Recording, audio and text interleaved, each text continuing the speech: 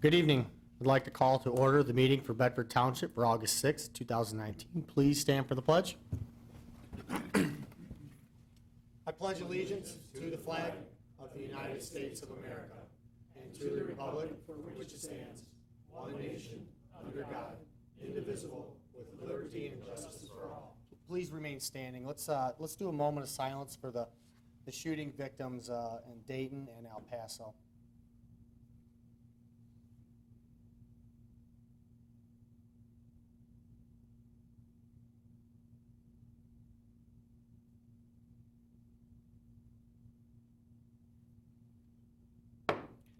Thank you. Such a sad, tragic loss.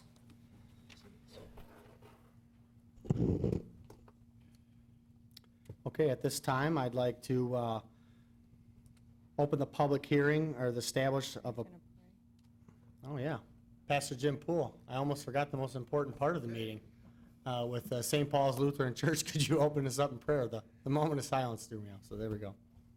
Let us bow our heads. Lord, we are gathered here tonight in Bedford Township to talk about things, not to yell, not to scream, not the other words of hate, but to talk and listen to both sides and to find the good in what we are talking about on both sides and work together as one family for the betterment of the township.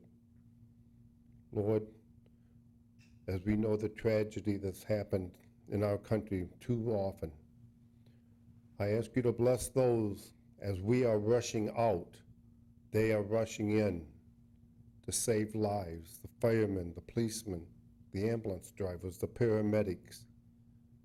Watch over them and their families all the time for all the great work they do. And Lord, bless this township and all who enter here to live in joy and peace and happiness with one another, no matter what their race, creed, color, or religion is, or sexuality, that they are always welcome. And maybe in this little section of the United States, in the state of Michigan, in the county of Monroe, we can show others to live in peace and harmony and in the terrible violence that is going on in this country. God bless this council. God bless all those who are assembled here. Amen. Amen. Thank you for being here. At this time, I'd like to open the public hearing and establish of the Property Assessed Clean Energy PACE program and PACE district. So at this time, I'd look for a motion to open the public hearing. I'll make a motion. Second. A motion and support by Mr. Steiner. At this time, if you'd like to speak on the public hearing. Oh, we need to do a roll call. I'm really thrown off today. So let's do a roll call. Mr. Clemens? Aye. Mr. Steiner? Aye. Mr. Francis? Aye. Mr. Montry? Aye. Tennevery is absent. Hirschberger votes aye. Mr. Peroni? Aye, and the motion passed 6-0. At this time, you could come up if you'd like to speak on the PACE program. So, excuse my voice. I'm not sure if I'm going through change of life here or whatever, but Just my voice keep is in a mind little to- raspy, so. Just keep in mind to give your name and address when Yes, you I will. approach. Okay, my name is Matt Wheatela. I live at 3830 Coachman Drive in Lambertville. And I'm here to encourage the Township Board to approve the PACE project. And PACE, as you just mentioned, stands for Property Assessed Clean Energy. So your approval would expedite the process for our Francis Family YMCA to become a recipient of that program. This project would enable our YMCA to upgrade its facilities for water and energy efficiency. It would also enhance its renewable energy. The upgrades will result in annual operational and maintenance savings, along with energy savings estimated at just over $36,000 per year. And I'd like to add that our YMCA is a pillar of strength in our community. It is committed to provide programs and guidance that promote social responsibility, healthy living, and youth development for individuals and groups in our community. Those opportunities are available for all residents of Bedford Township, regardless of age, sexuality, race, religion, income, or physical or mental abilities. Our why is truly all about touching lives in a positive manner. For those individuals or families who are experiencing financial hardship, our why has financial assistance for those who qualify. This assistance enables them to participate in activities and programs offered. Last year, $86,214 was awarded in aid to 400 people for memberships and programs. Also, our YMCA awards several education scholarships yearly for graduating seniors or adults who are seeking to further their education. Last year, 2 individuals were awarded $1,500 scholarships each, and another received a $1,000 scholarship. Our Francis Family YMCA has touched and continues to touch many lives in a positive manner in our community, as do you, the board members of Bedford Township. So I ask that you continue those efforts by supporting the PACE project. Thank you. Thank you for your comments.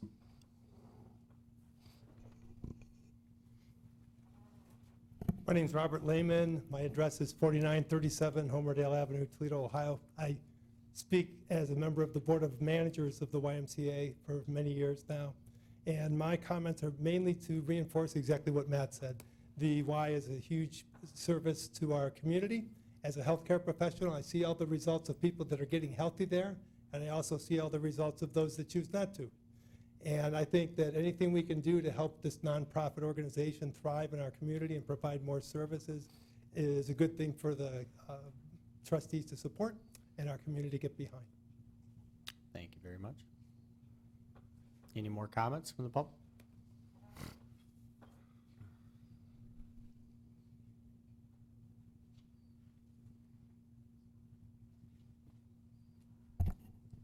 Hello, Dale Track, 2842 Sanibel Lane. Now, I don't disagree. The Y is a terrific place for the community.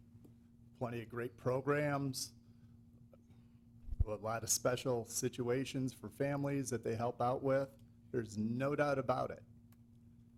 However, this situation with this PACE program, with the local one, this is an exclusive PACE program, whereas the county is on the verge of voting on a county-wide PACE program that wouldn't be a crony capitalism situation.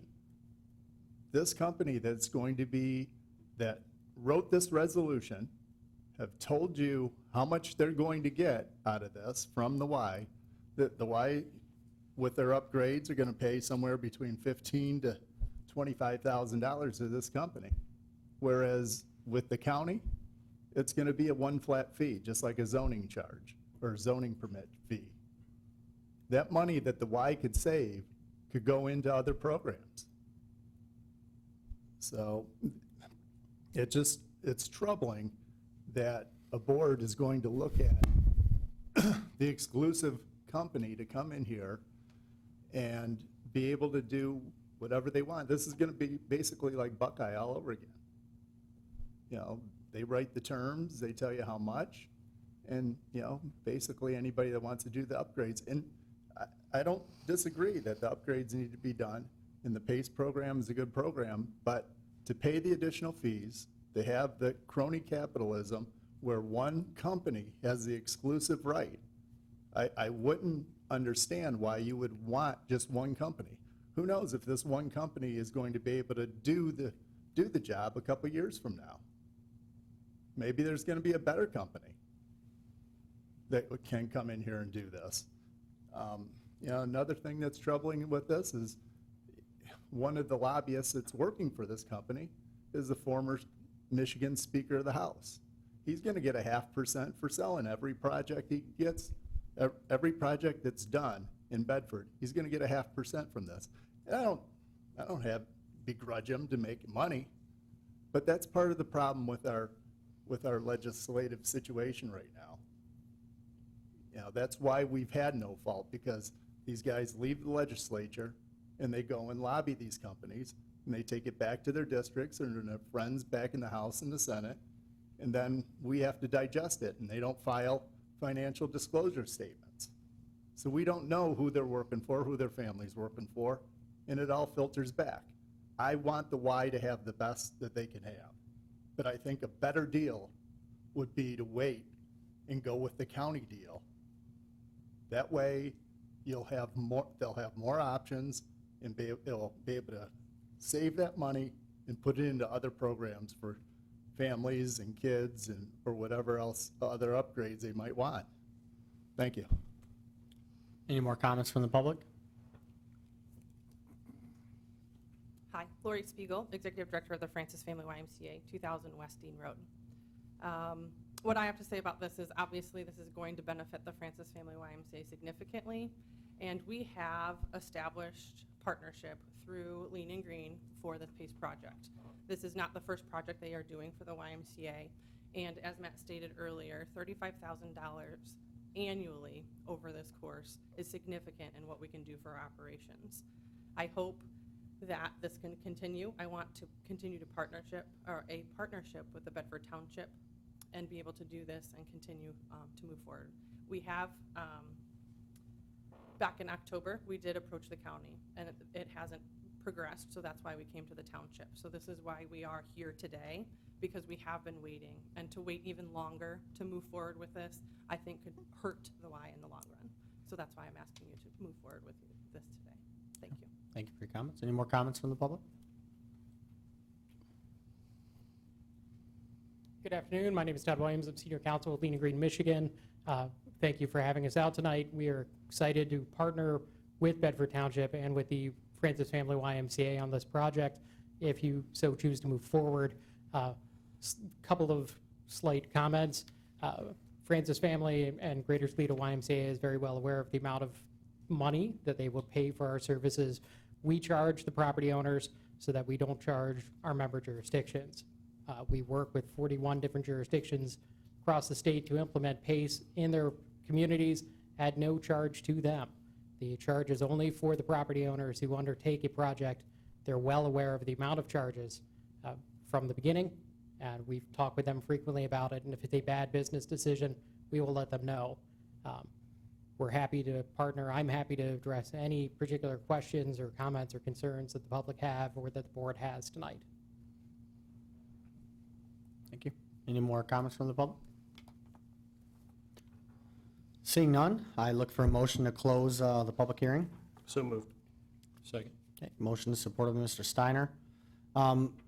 Unless there's an objection, I would like to postpone discussion until 8E on the agenda. That way we can have discussion when Phil Goldsmith comes to the meeting, because he is leaving the county meeting tonight to come directly here, and he should be here at about 7:30. So if we could just postpone discussion till 8E and approve that through the agenda, I'd appreciate it. Mr. Supervisor, I make a motion to approve the agenda. We have to with- close this. We have to finish Oh, I'm closing the sorry. public hearing. Close it. Could you do a Roll roll call, please? Mr. Clemens? Yay. Mr. Steiner? Aye. Mr. Montroy? Aye. Mr. Francis? Aye. Hirschberger votes aye. Mr. Peroni? Aye, motion passed 6-0. Okay, Mr. Supervisor, now we'll make the motion to approve the agenda as submitted with a minor change of moving the discussion for the establishment of the Clean Energy Pact PACE program, move that down to 8E, and that also includes the resolutions that are in the packet. Okay. We have a motion on the floor. Do we hear support? Support. Motion is supported by Mr. Montroy. Discussion? Seeing none, could you call the roll, please? Mr. Steiner? Aye. Mr. Montroy? Aye. Mr. Clemens? Aye. Mr. Francis? Aye.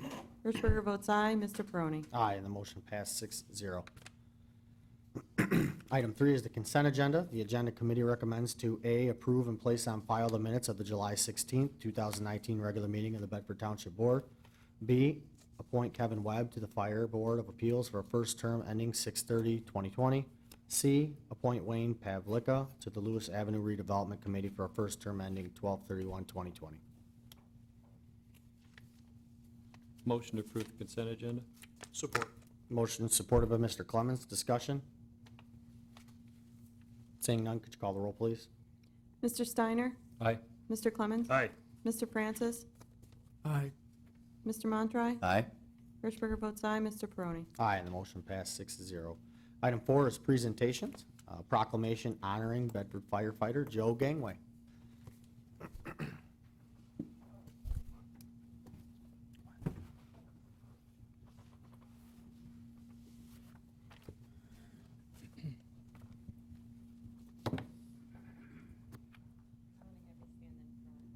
They can't get pictures if you're not in front.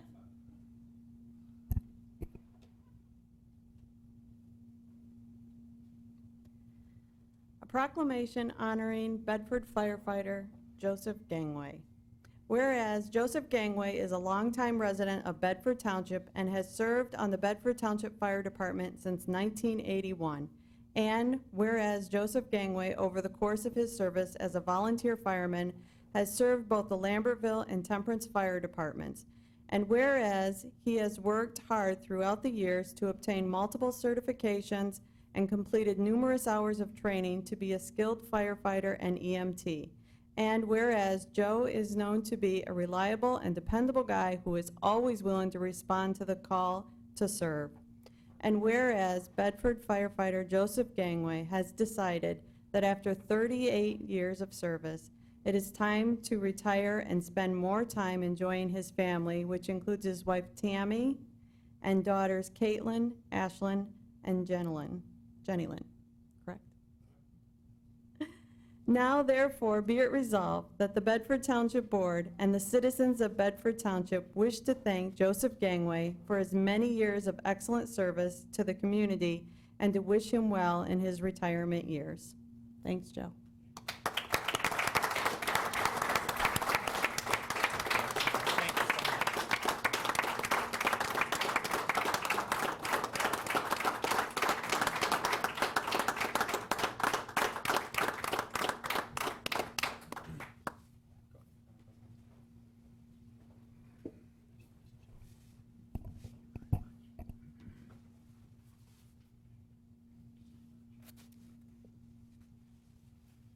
As is customary for long-serving fire department members in Bedford Township, we're retiring Joe's helmet tonight, and as a show of appreciation for his years of service, we'd like to present it to him as a thank you from the community, from the fire department for his long-standing service to the community. So, again, thanks, Joe.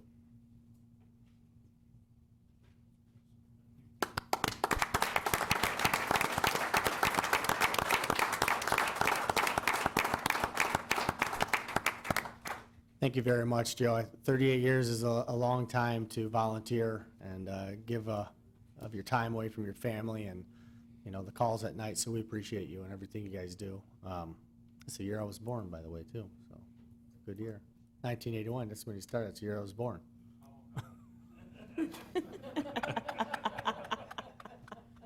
Well, if you're in your infancy, then he shouldn't be retiring. Oh, no.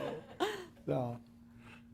Okay, so number 5 is public comments. Comments limited to 2 minutes for board agenda items only. And if whoever would like to leave could, don't feel like you're interrupting the meeting. If anybody, you know, wants to go, you can go ahead and go. So you don't have to sit through the meeting.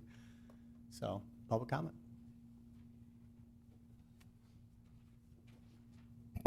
I knew I'd catch somebody. Good evening, Logan Tisdale, 1308 Brandywine Street. Congratulations to firefighter Joe Gangway.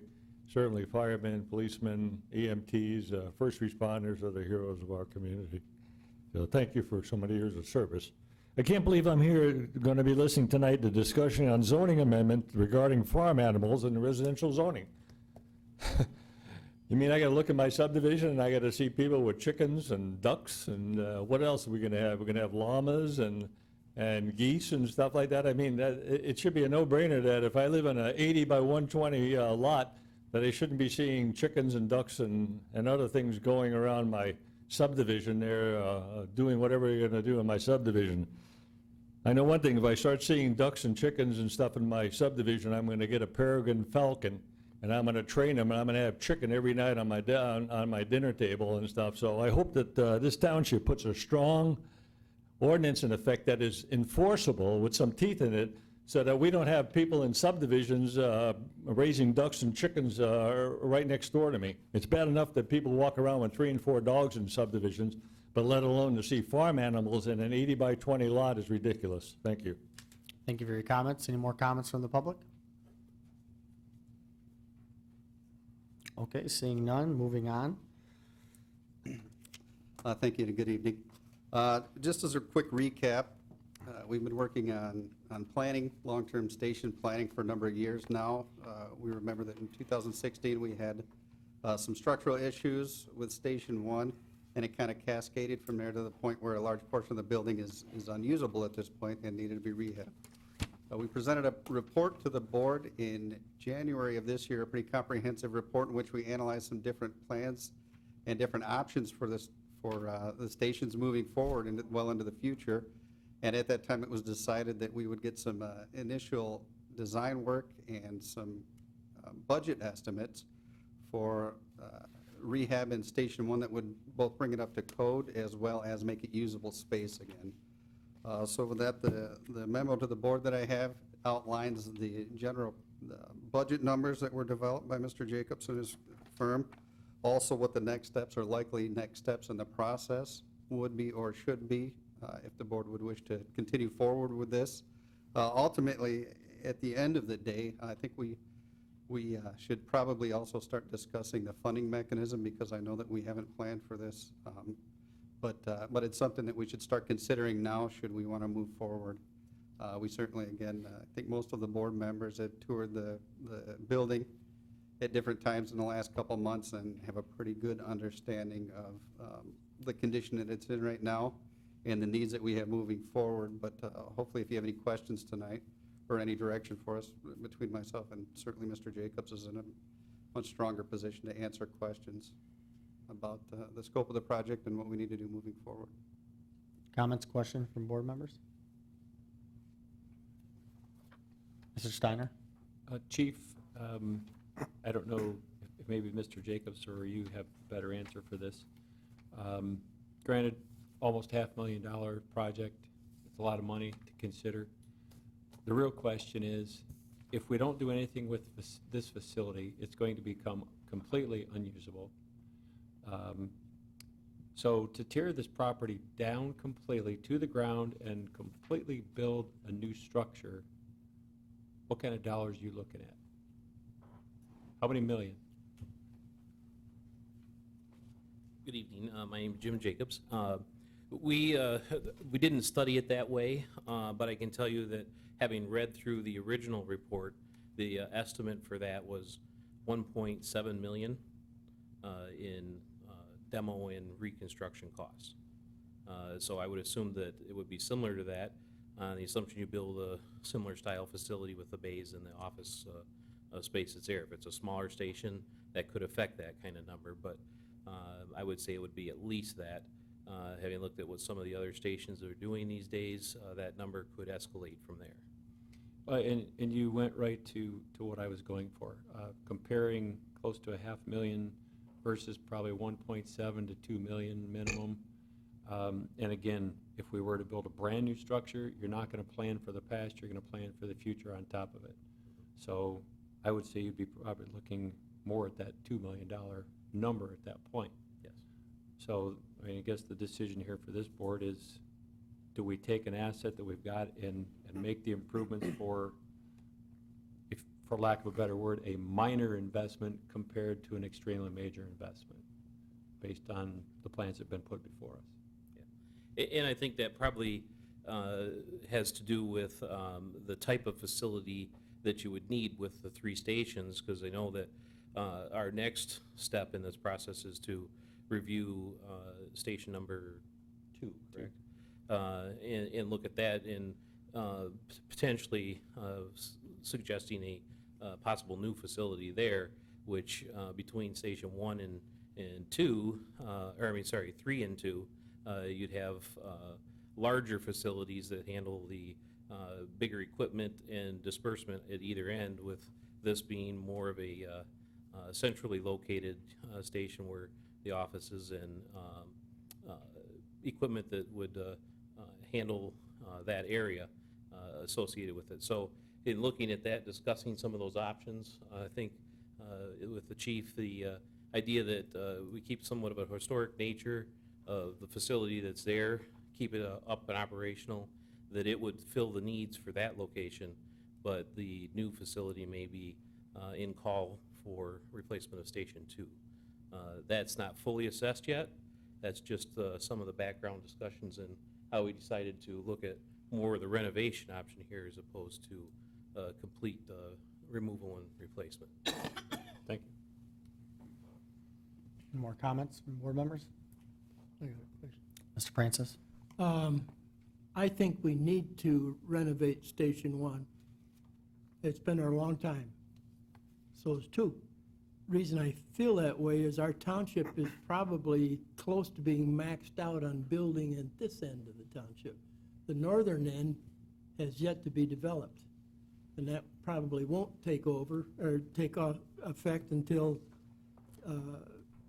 infrastructure is there, water and sewer and the like, sometime in the future. Maybe never, but sometime in the future, probably. This would be the perfect location to service that area, and for an investment that we could maybe do 2 stations for the cost of 1 new one. We could renovate maybe 1 and 2 for less money than we could put in a brand new one. Now, sure, we wouldn't have all the bells and whistles that we might put in a brand new one, but we'd at least be able to serve the residents. And that's really the main goal. It isn't having the best buildings in the world, it's being able to deliver the service. We've established that. It's been upgraded a lot in the last few years. We want to keep that going. Yeah, and if I could, I think that Mr. Francis is well aware, we took a really good, long, hard look at the service delivery and the way that we're delivering service. And we were very objective with the fact that we studied really hard whether we needed 3 stations, whether we could get away with 2. And based on the long-term needs of the community, we certainly think that 3 will deliver the best service model as they're positioned right now for a 3-station model. It makes the most sense to keep them in the locations that they're at, and we think that we're getting some value for the money that we're putting into it, in that we're out of space right now in all of our stations at present. It will give us a classroom space that we have lost when we had the problems up there and had to do some temporary construction work. So it will really give us some space back and allow us some flexibility for the next quite a few years.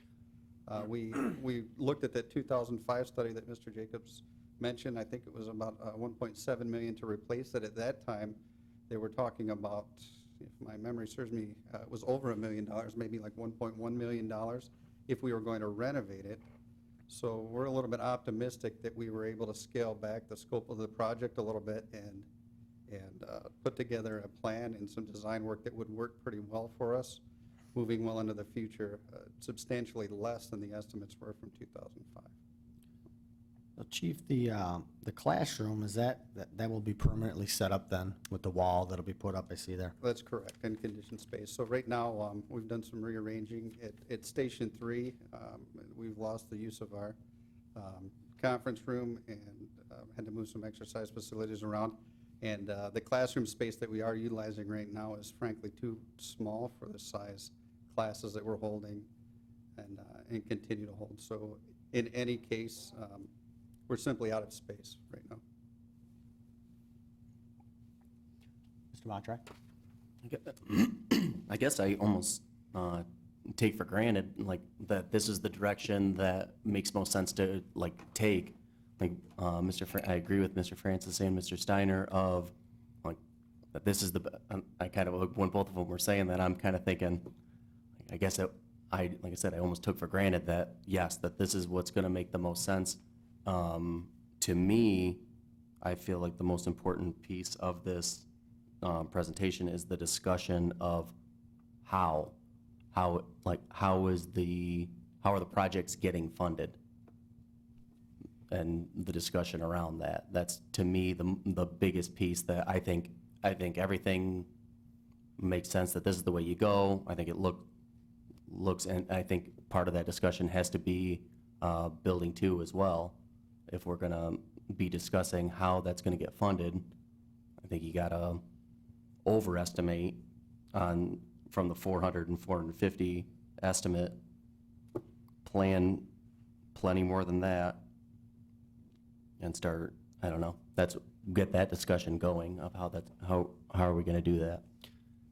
Chief, does this building, the way it's drawn up right here, serve you for the future needs as well? Absolutely. We've made sure that we've got provisions for the future. It's got the 4 bays in the back that we are utilizing currently right now, although we don't have a radio room right now. That was closed down when we had the mold problem, as well as the classroom area and the, for lack of a better term, living areas for the crews. So yes, to be able to get those spaces back and be able to have a fully functioning station will take us, we'll do a good job well into the future. I know that I believe also we'll be very close to meeting the new energy code upgrades with this, as well as ADA requirements for ADA facilities. Right now, it is not accessible at all. Does this plan fix some of the existing doors where the bays are? I know some of those are Yes. dragging, and I noticed too, there's an electrical outlet that needs some attention. Does this fix some of those issues? Yes, it will address those issues. We've got the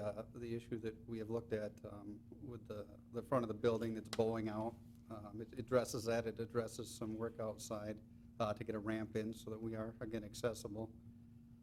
And it addresses some of the electrical things, although we haven't got, we've got budget estimates. The requests and the discussion about the next step in the process is so we can really nail down those things and come back with a very sound estimate as to what it's going to cost, or at least get bids so we have a sound estimate. But to Mr. Montre's point, you know, we're expected to need another $2,500 to $5,000 for mechanical engineering, and the reason I wanted to hopefully at least have the board entertain some discussion about funding is if it's not realistic and we're going to move in a different direction, we certainly don't want to, lack of a better term, throw good money after bad.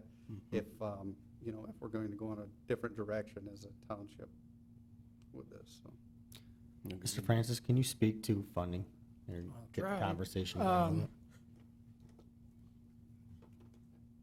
Everyone will recall that we passed a $500,000 levy a little while back, but that's restricted to equipment only, not buildings, as I understand it. So that means that any monies to pay for the building would have to come out of the fire department operating fund. Right now, we levy $1 million. That's gotten us by for several years, but our department has grown a lot. And I think and that has another year, I think, to go on that millage, we might want to consider a small increase in that operating, maybe $500,000. I don't know.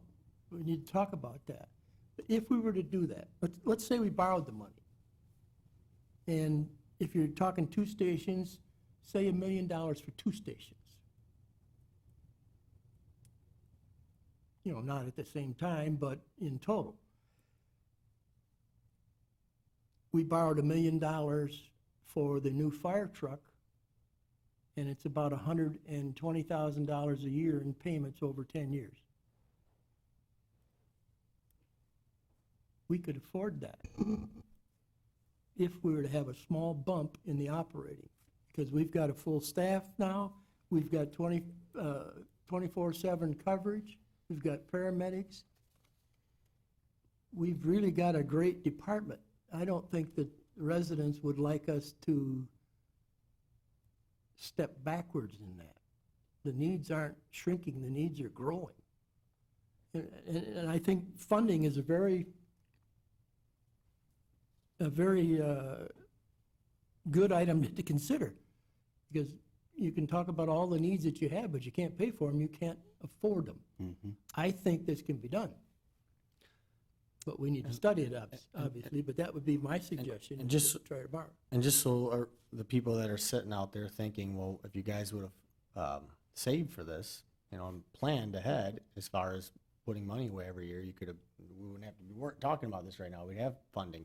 We're working with companies. We just did a motion a few meetings ago about putting a budget line in for saving for future for buildings. We're talking with companies right now to look at future needs. So whatever we do now, there will be a system in place in the future to fund these projects and these buildings. You know, for this one too, we're doing it for this, but we're gonna do it for all the buildings. But, you know, Paul, you got a good idea there too with bumping the millage, but too, I mean, we do have, you know, money. It would just be less money we stick in roads one year. Well, we're about at the end of the major roads now anyway. In another year, we'll probably have most of the big ones done, where we spend $1 million to $1.5 million a year. But I think after those are done, we need to consistently spend $700,000 to $800,000 to keep them in good shape. That's, to me, the big problem why we got into this hole, is for 40 years we hadn't done much. We need to do something every year to maintain those roads, to extend the life. That's, to me, is a proper plan. That's really the essence of that 5-year plan, is to get the big ones fixed and hit the heavy dollars. We're almost finished with that.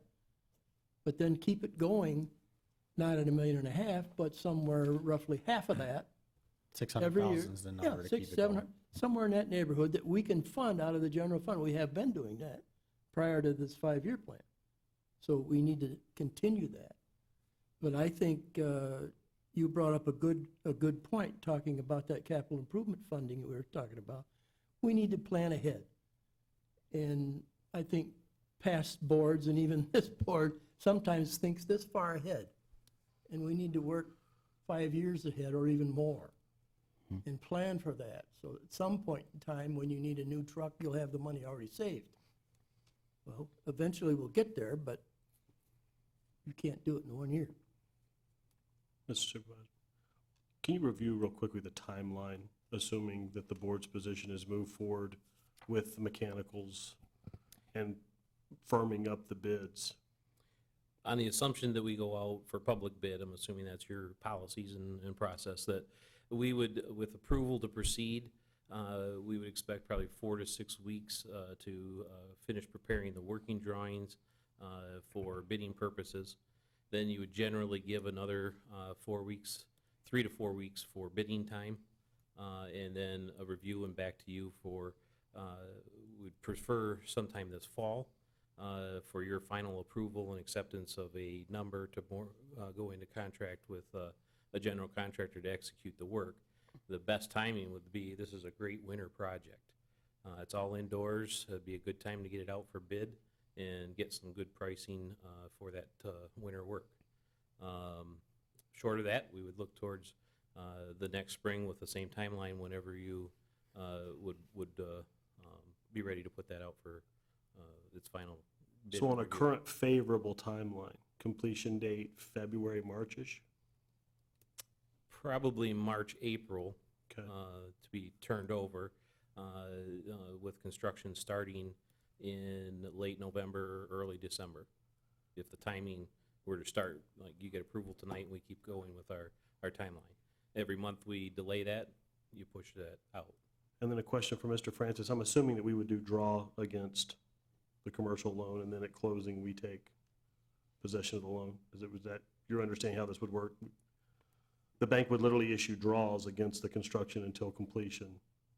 I would assume that's the way it would. So effectively, this would fall into a 2021 budget year, or very close to.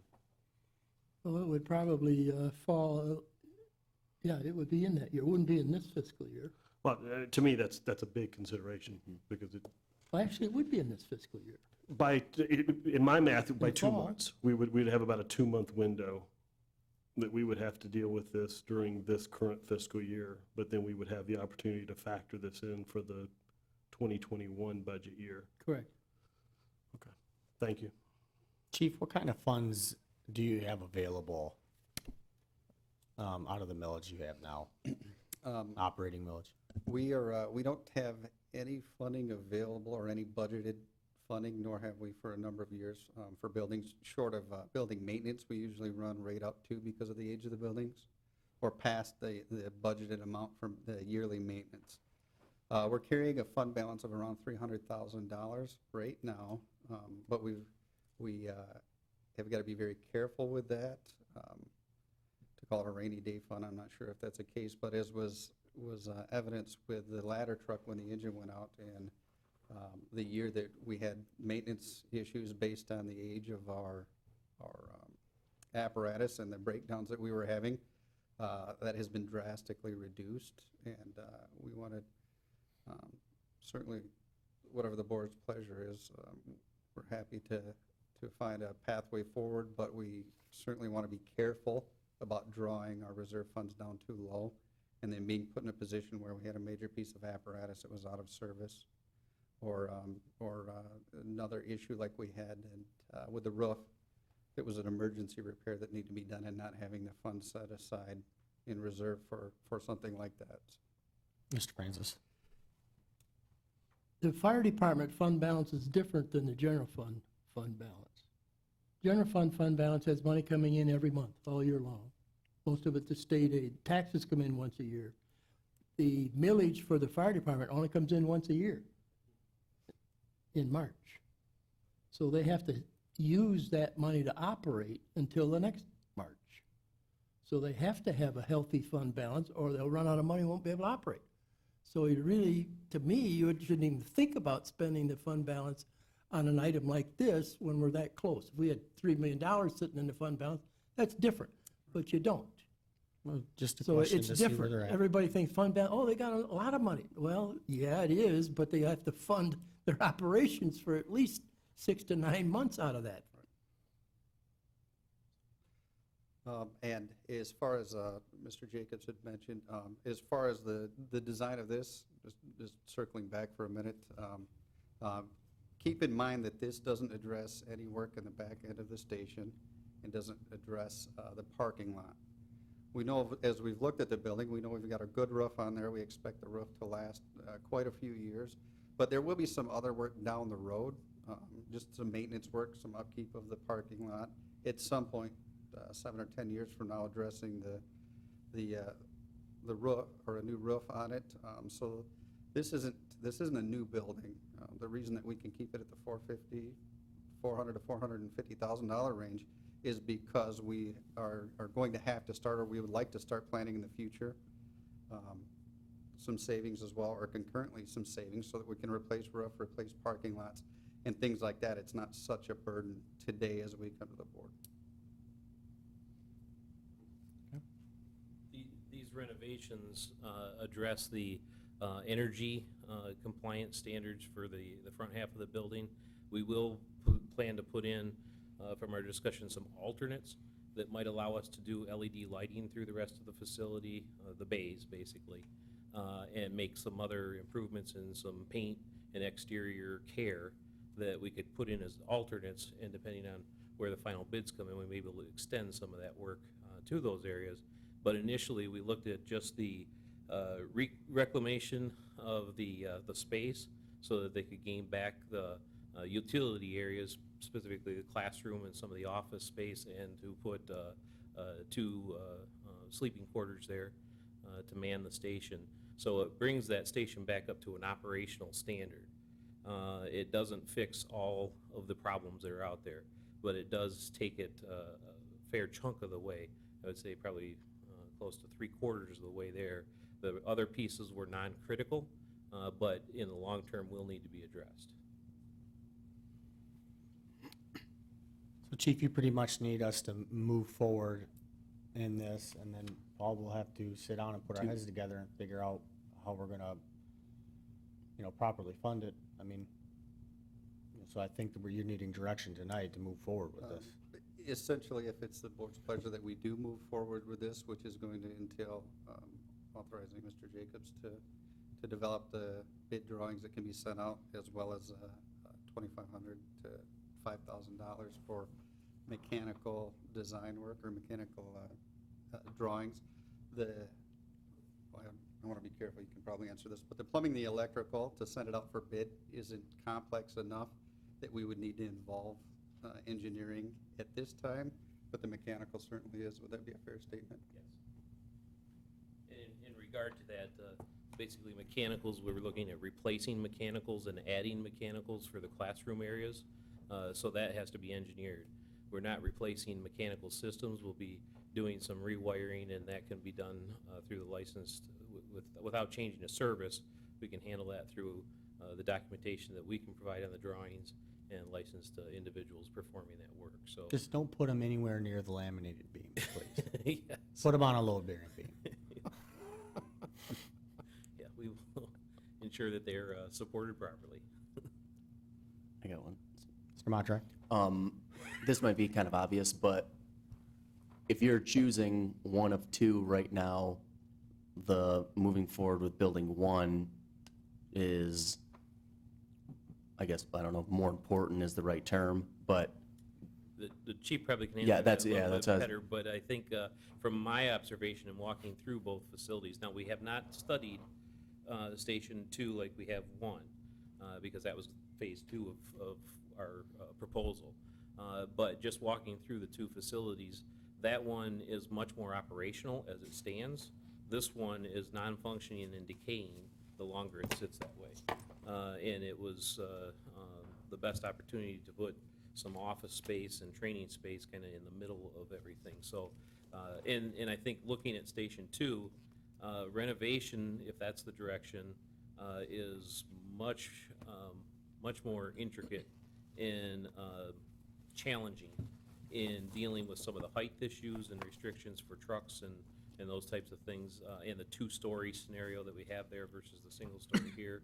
So it becomes a much more complex decision of, do we build new or do we renovate over there? And it's operational to a level in all. I think the second story is the only thing that's kind of not being fully used right now, but the rest of the station is active. So that was where I think we put the energy and focus into looking at Station 1 to address the most immediate needs. Had we not had the problems with the roof and had to put the posts in and lost a large amount of that space, if we had not had the problems with the mold, that we've essentially had to strip the building back to the bare bones. There's bare wires down, there's the asbestos flooring that's in there that have to be addressed. If it was status quo, then maybe not. Maybe we would be looking at Station 2.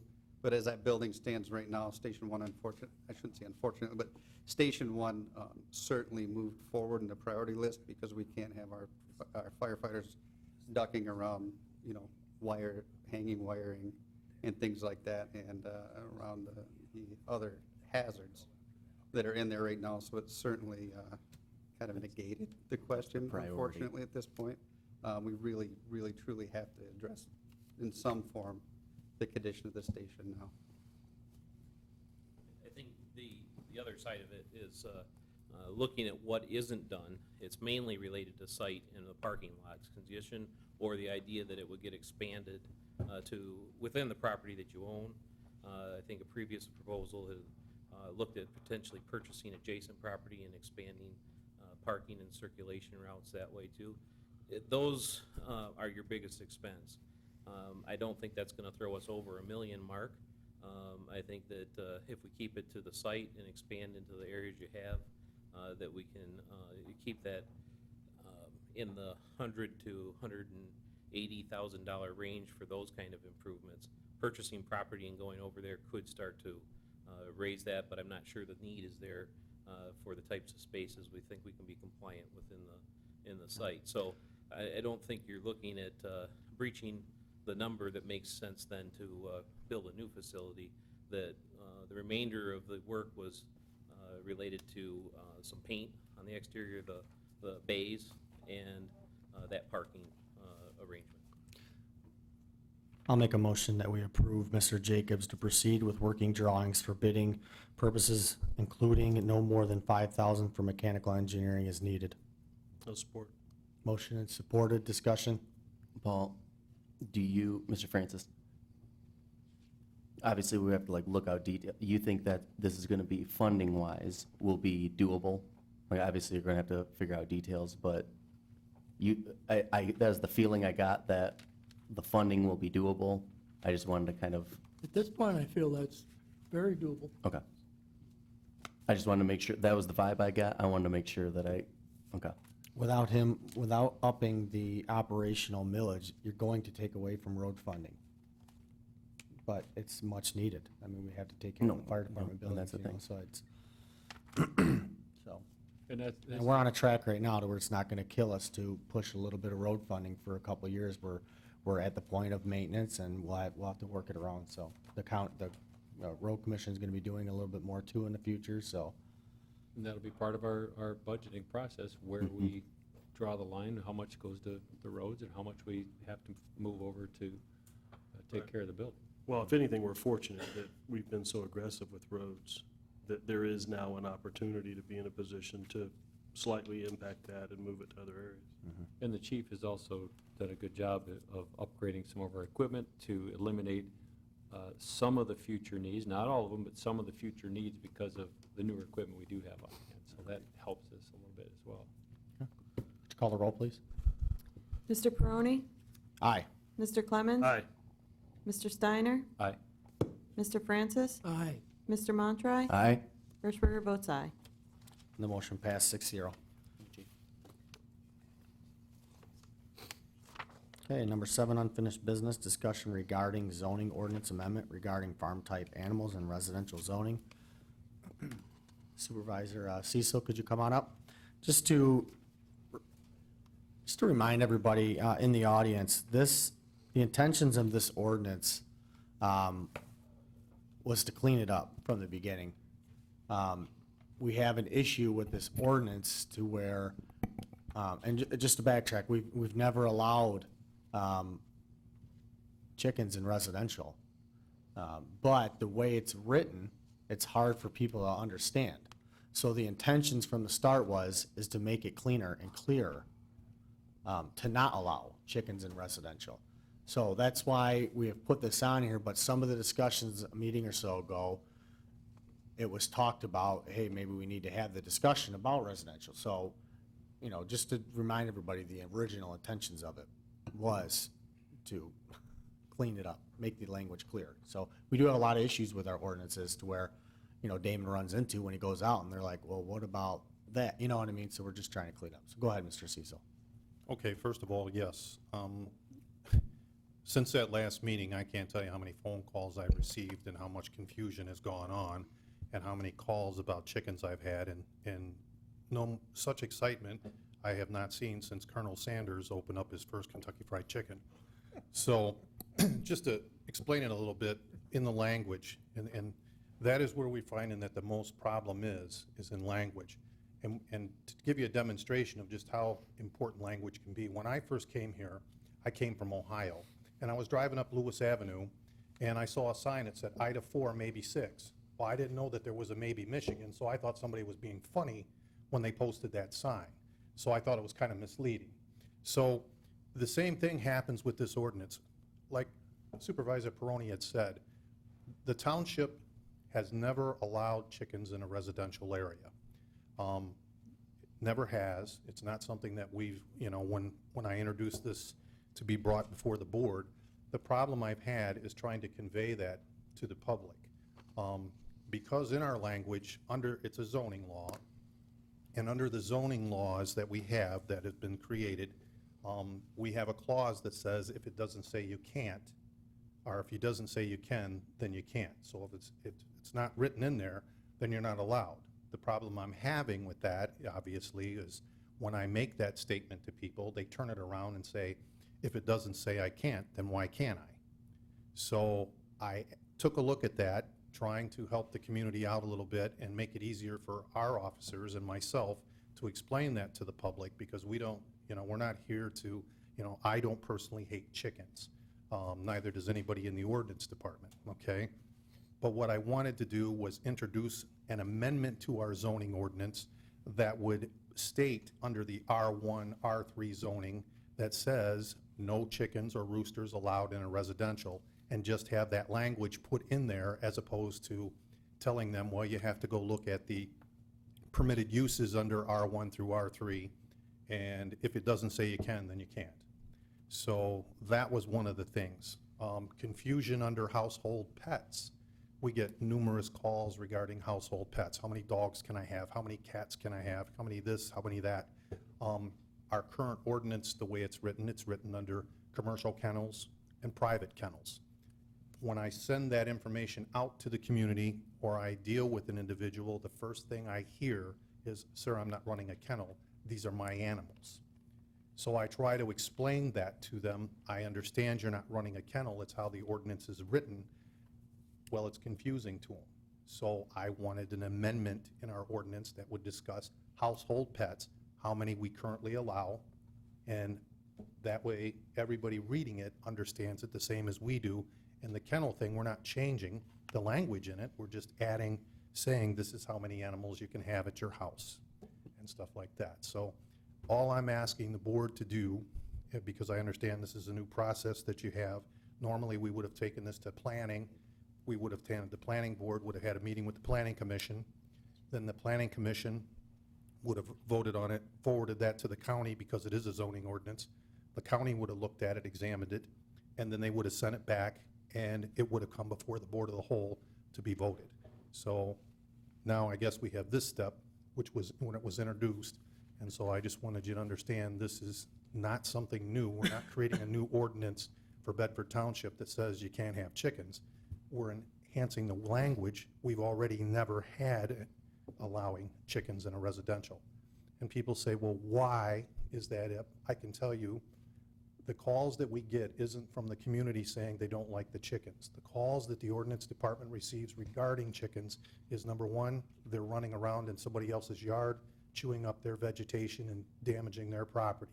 Number two, the smell of the pen. We got people that don't keep their pens clean, and we get the call because people open up their windows and they can't stand the odor. The other thing is, when the pens are dirty like that and things aren't taken care of, it draws rodents, mice, and other things to that area. That's the reason we receive those calls. It isn't because people hate chickens. And then sometimes we get a call because they added a rooster to the pack, and the rooster is on his 4 o'clock alarm, and the guy just getting home from work at 6 in the morning doesn't want to hear anything, waking him up at 4 in the morning, okay? So that's kind of where we're at with chickens, and that's kind of what happens as far as the community is concerned. Okay, comments or question? I would just, Mr. Graham?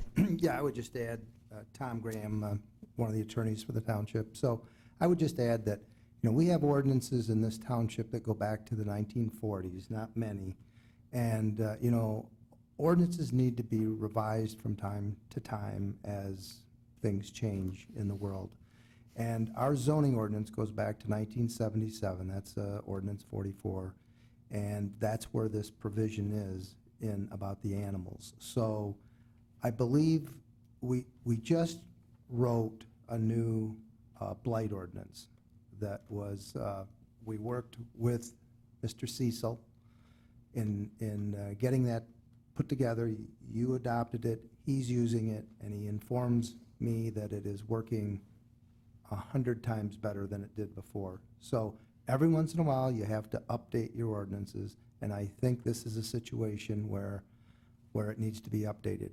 Now, I'm going to say, it's not the easiest thing to do to write regulations about animals. It's a sensitive thing with the public, and, to say you can't have chickens, well, then the next day it could be some other animal. So it's tough to write, but I do think and this is a provision I think I've been noting for some time that needs to be revised. So I'd like a chance to revise it, to put it into a better form that will help our ordinance enforcement department.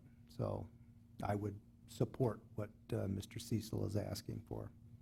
Comments or questions for Mr. Cecil or for General? Who put, the notes in our packet, who put that together? The packet itself. Of just the... Where the language is gonna go Yeah. and how it is, that was done by the planning department, myself and Jody. Okay. Because that's what, have you looked through that, Tom? Well, I haven't That's what I'm just studied it. I mean, I know the provisions that have to be adjusted, so we're going to look at what they've come up with, and we'll look at what we come up with, and we'll try to work together and get something that works. And of course, it'll have to follow the procedures for a change to a zoning ordinance, public hearing at the planning commission, county planning, and then back here for final adoption. The reason I ask is just I understand the purpose, and I just almost still felt like it's not straightforward. It's not as cut and dry as I would have expected, I guess. And that's why I was just curious if, like, I don't know, if, Well, I would- if you would look through that, if there's a better way, just because it is like, and I don't know, that's, if it's just legalese, if it just never gets where it's cut and dry and, Well, we don't want it too cut and dry. yeah, I know you don't. No, we haven't really put any language in ourselves, so we are going to look at what they have come up with and then work with them and maybe refining the language. That's where And then we it'll come back to us for approval. And then, is Officer Cecil still involved in that process then Yes. as well? Yes. 'Cause I like, we were talking the other day, and I really liked what you had said about, I don't know if it was Chelsea Township. I thought that was, I don't know if that's adding that piece in of, if that's a thing, but it was just another. That would be a total separate. Completely separate, okay. Yep, total separate situation. That's all I had.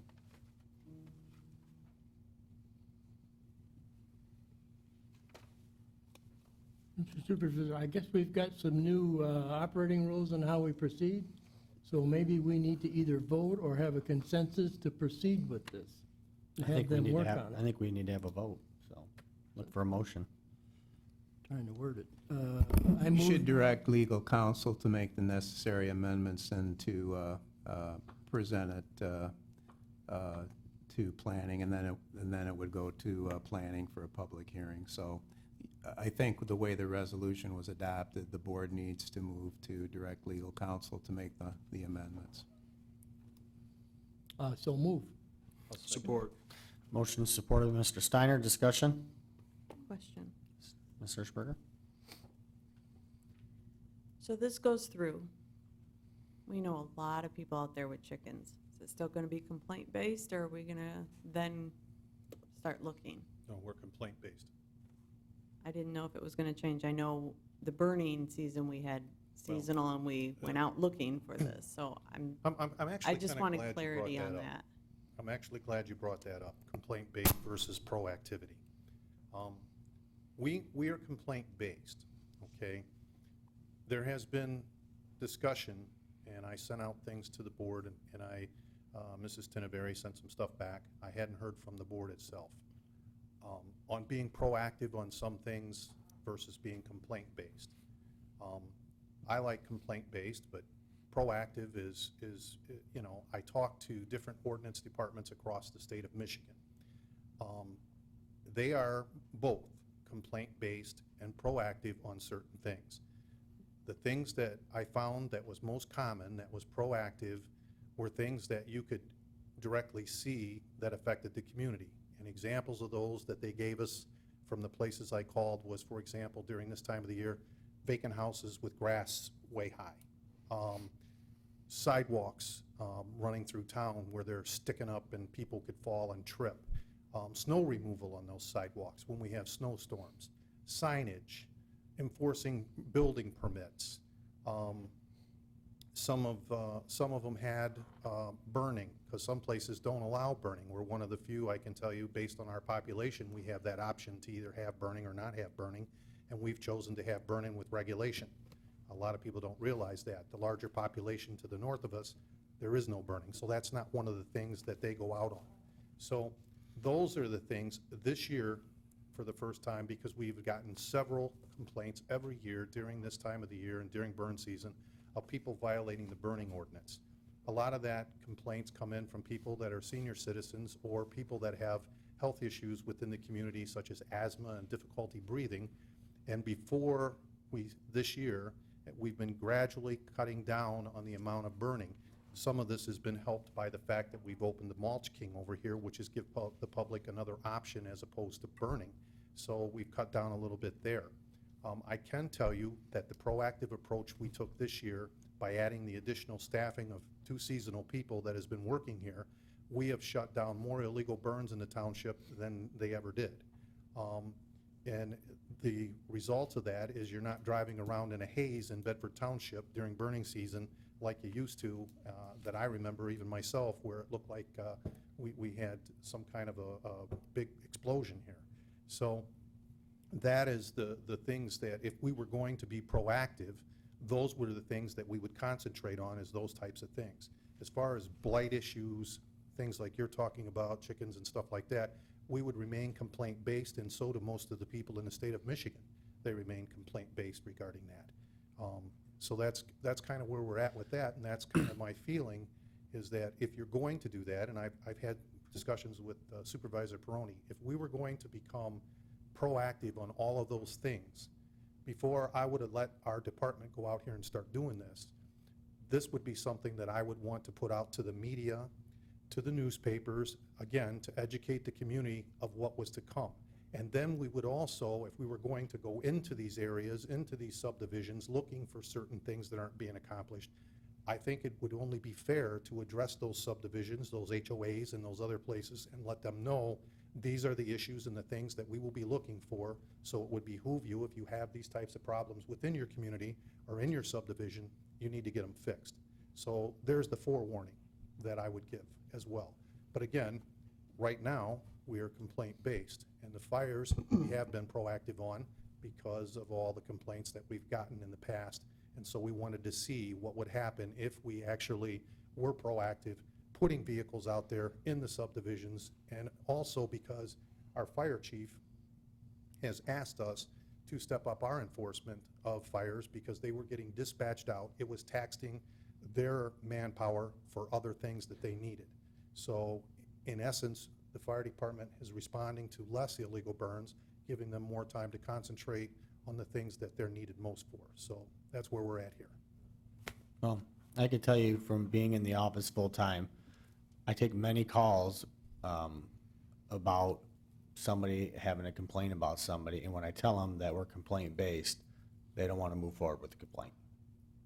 They don't want to complain about their neighbors, because then it causes, you can FOIA that, and people know you can FOIA that, and then, well, now I know my neighbor complained about that, and now I have grief.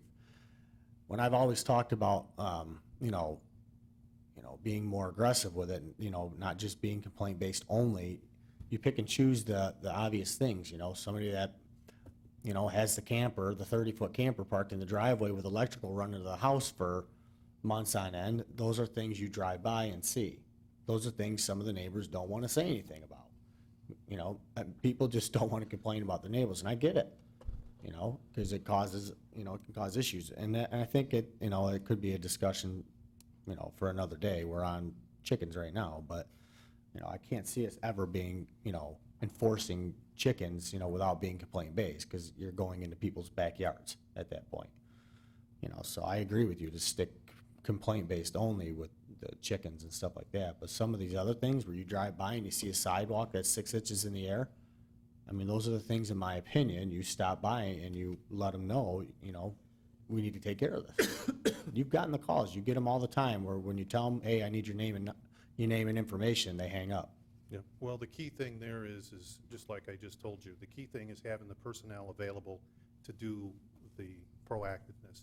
Adding the extra people filled the void in our current coverage to be able to be proactive on those things. The other thing is, when you keep in mind, when we're being proactive on those types of things, you're generating cases and caseloads, okay, for the ordinance department. That's going to have an increase in the budget there. So, not everybody, I wish in a real world it would be so nice if we could knock on a door and just say, hey, move your trailer or move your camper, and that'll happen, and they'll just run right out there all happy for me to do that. Unfortunately, I've had to deal with a few of them this past week, and I've gave them since March of this year to address that issue, trying to work with them to get those matters resolved. And unfortunately, it didn't come to a light until I wrote a ticket to the last guy, and then he thinks that we're terrible, unfair, and calls you. So the thing is we try to work with the public as best as we can. But if you want us to be proactive on things, just so the board understands, we don't have a problem being proactive. You just need the personnel to do it. You have to understand that it's going to generate more complaints, and yeah, your phone's going to ring a whole lot more, because then the people that I go out there and knock on the door, the first thing I guarantee I'm going to hear is, why'd you pick my house first instead of the 29 other thousand people that live in this township?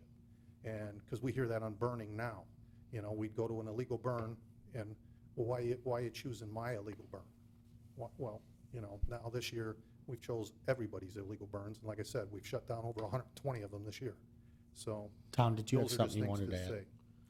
Thank you, Damon, thank you. Mr. Montre, I just wanted to make one statement, and to the whole board here. He mentioned, Mr. Montre mentioned the Chelsea ordinance, okay? What I think is that at this point, in the here and now, right this moment, to be able to enforce our ordinance and to help Damon and his department, we need to get our current ordinance in shape. Now, the idea of a Chelsea ordinance where maybe... You got to speak into the mic, I said, Tom. if We're the getting idea yelled with at. the We're getting Chelsea- yelled at. Sorry. The idea with the Chelsea ordinance is that where there might be some allowance for chickens, that's something that I think the Planning Commission should study, take their time, review it. But right now, we need to address what we have right now and get it in better order. So that's what I would suggest, and to any of the others out there that are worried about chickens. Right now, this is what we need to do, I think, okay? Move to call the question. Can I ask one more question first? Is this going to affect the overlay districts? Or will you have to look It's into that when you're I looking would at probably have to look into it, but that's R1 through R3 is what we're currently dealing with. which some of those are in overlay districts? That's why I'm asking, because I heard overlay districts were a completely different. Well, like I said, there are some things for overlay Just districts. something to look at when and you're- they can address it, but. Okay. When you're looking into that. There are in the overlay districts, they could be zoned residential, but certain commercial uses are allowed within the overlay district, so that's a good point. We'll look at that, because principally there are residential uses occurring there, maybe in conjunction with limited commercial, so it's a good point. We'll look at that. Okay. Yeah, we would want it to be consistent, I think. Call the roll, please. Mr. Francis? Aye. Mr. Steiner? Aye. Mr. Clemens? Aye. Mr. Montroy? Aye. Hirschberger votes aye. Mr. Peroni? Aye, and the motion passed 6-0. Damon, thank you for being here. Okay, under new business, vouchers for payment. I'd like to make a motion that the following vouchers be approved for payment. General Fund, $243,372.27. Fire District, $27,276.03. Police Fund, $108,128.41. Park Fund, $5,900.22. Fire Equipment, $11,330.98. Transit System Fund, $18,716. Library Fund, $6,757.21. Mildred Avenue SAD, $89.25. Lewiston Estates SAD, $233.50. Downtown Development Authority, $354. Sewer O&M Fund, $312,535.43.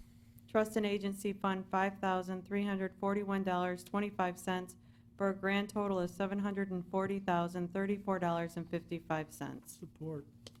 Motion supported by Mr. Francis. Discussion? Seeing none, could you call the roll, please?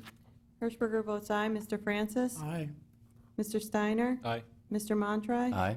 Mr. Clemens? Aye. Mr. Peroni? Aye, the motion passed 6-0. Item 8B, resolution for a charitable gaming license for Mule Muscle. Ms. Hirschberger?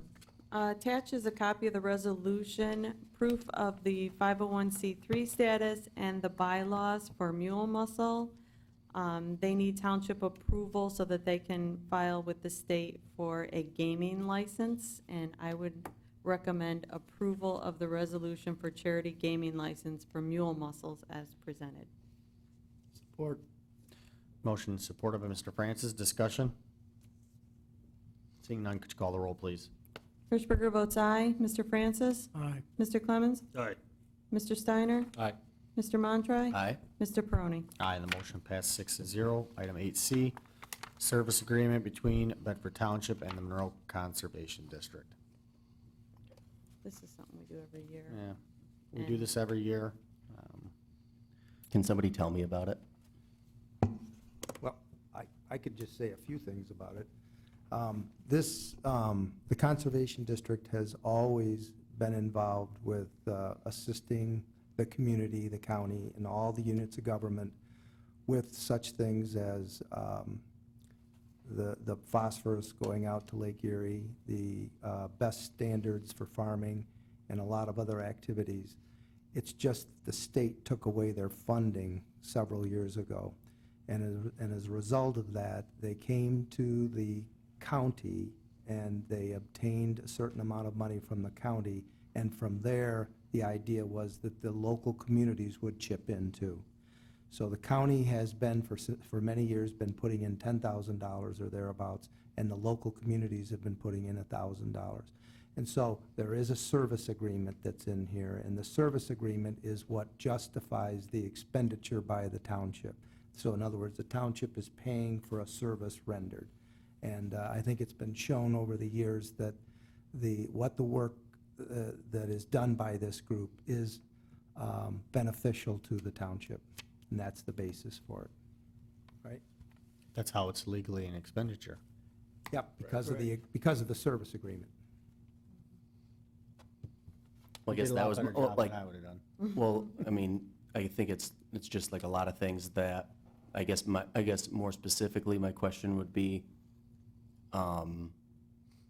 is the return worth, I mean, it's $1,000, but it was just like I forget, we had something, MTA, I forget if it was MTA or something. It's like, oh, yeah, there's different things that it's like, you're paying, well, even we've had a couple of them come through, and it's like, some stuff I haven't seen just from my inexperience, I guess, to see the return of, is this something we're spending money on and yes, we see the return, or if it's like, I can't even think of a specific example of, we just kind of do it every year. Mr. Supervisor. I can tell you the park board, there is a lot of synergy with the conservation district. They work together frequently and regularly, so I would say if that alone, it would justify the expenditure. Okay. No, that's all I need, is just I have no experience to know one way or the other. I look for a motion. Mr. Supervisor, I make the motion to accept the proposed agreement with the Monroe Conservation District for the service agreement for $1,000 as presented. Support. Okay. Motion supported by Mr. Clemens. Discussion. Greg, I would recommend reaching out to Connie Veliquette. Okay. She sits on that board. She's the treasurer. She sits on the park board, and she's very knowledgeable, huge advocate, and she could give you a lot of good info. I can give her your number after the meeting too. So It's on the bottom here. oh, it's on the bottom there. So. Okay, item. Roll call, please. Mr. Steiner? Aye. Mr. Clemens? Aye. Mr. Montroy? Aye. Mr. Francis? Aye. Hirschberger votes aye. Mr. Peroni? Aye, and the motion passed 6-0. Item 8D, policy regarding posting events and notices on the township bulletin board. This item came up a couple weeks ago. I had somebody come in that wanted to hang something on the township bulletin. We always question everything that goes up a little bit, you know, we want to know if it's government related.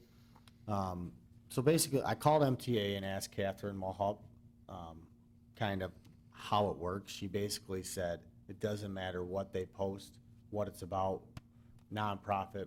It doesn't matter what it's for. You either allow people or you don't. You have a designated spot on the wall downstairs in the foyer, and you let people put whatever they want up there, or you don't let anybody do anything. So we got a lot of discussion going about that today of, okay, does that mean all those pamphlets and flyers that are hanging on the wall have to come down as well? You know, do we eliminate services? I mean, what constitutes non-governmental related? So that's kind of where it gets a little sticky, you know, because if you allow anybody, then anybody can come post their flyers about anything. And if we don't allow anything, then what are we allowed to? As far as, you know, like MCOP, you know, it's a service to the community. But is it a county? It's a county service. Through the county, you know. so it So I would be mean, government. there's. Well, my advice to the board would be not to allow anybody and everybody to post on our bulletin board. If you do, constitutionally, you're creating a public forum that can be used for anybody for virtually any purpose, and you may not like what some people want to post on that board. But if you open it up and it becomes a public forum, just like we've had discussions before about the use of the township grounds. If it becomes a public forum, then anyone, notwithstanding what their goals and objectives are, can come and use it.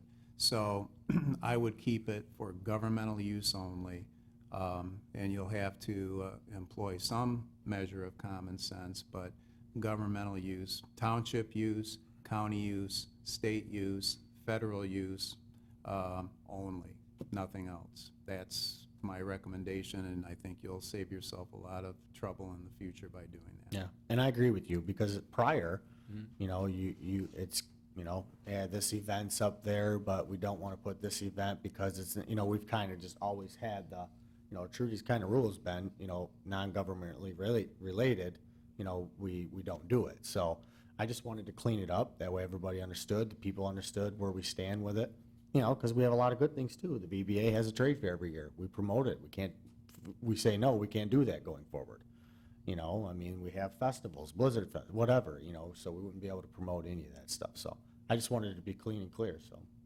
Yeah, I agree that we have to be very careful, especially in today's society. I mean, somebody could put something up there, it may be purely legal, but it could be very offensive to many. And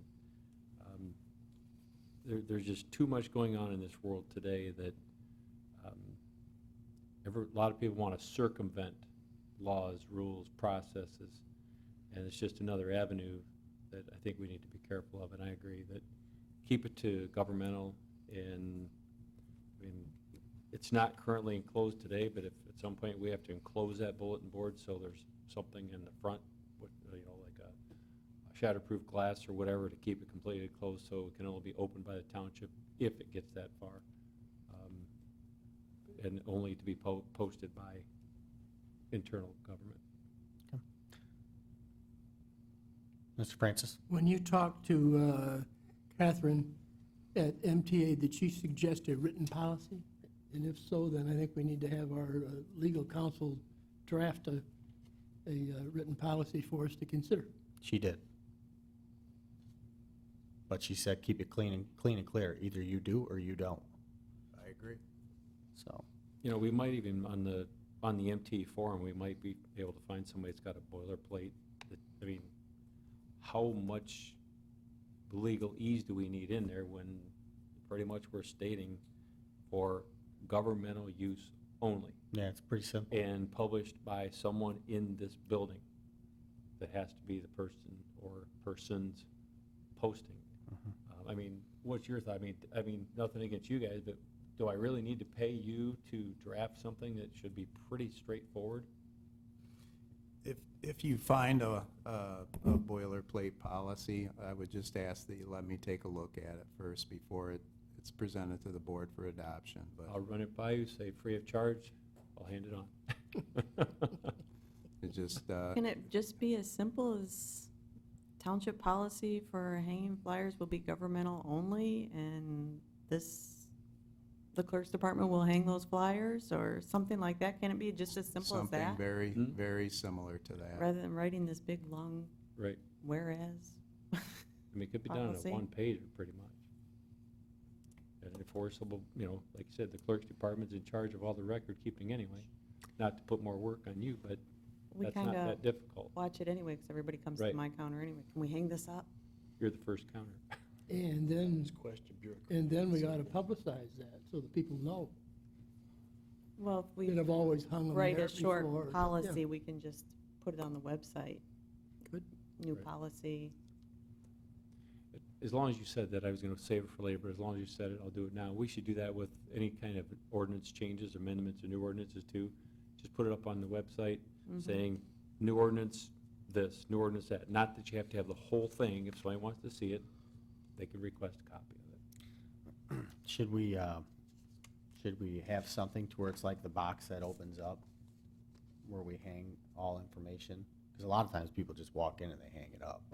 Then Yeah. I walk by and take it off. Oh, I know, but you might not see it for, you know. My suggestion would be that, let's see how it goes, and again, if Trudy's department's responsible for the board for now, let them monitor it. If they see it's a continual problem where people are just constantly publishing things up there, then we might have to look into it. Because when you look at a box like that, you're probably talking $300-400 for a good-sized enclosure with a lock on it. Yeah, we have the one that was brought from the old building. Right. So, Okay.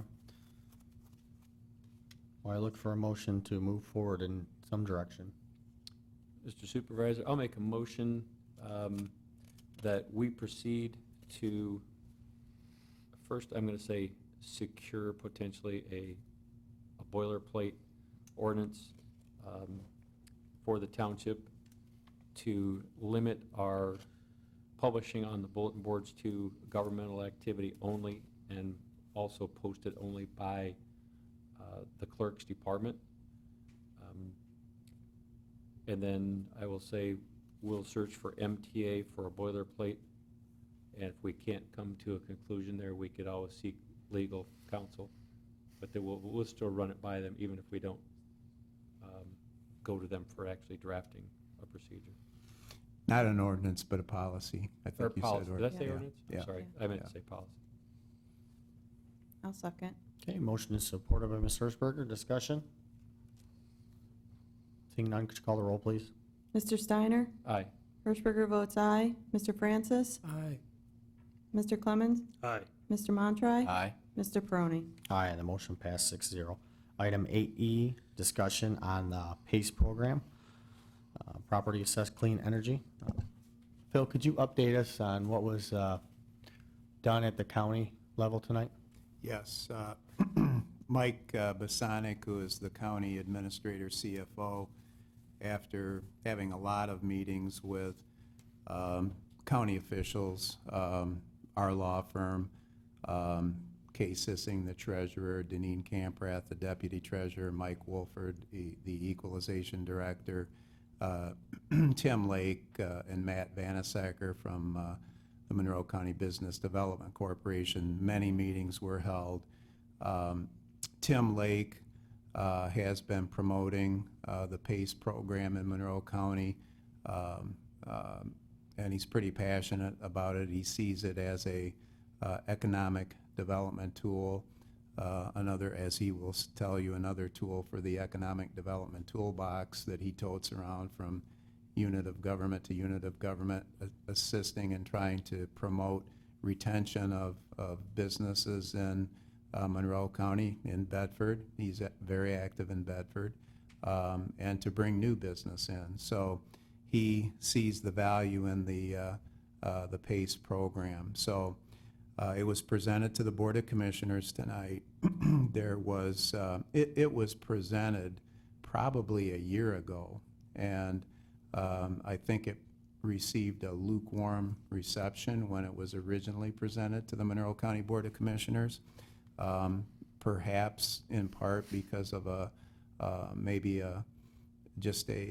some suspicion as to how the program would work, or maybe a lack of general understanding of how the property assessment and application of the General Property Tax Act works with all of this. But a lot of research and work went into it by Mr. Bosanic and by the other elected officials and the Business Development Corporation. So at the a resolution was prepared and was in the commissioner's packet, and they had time to look at it.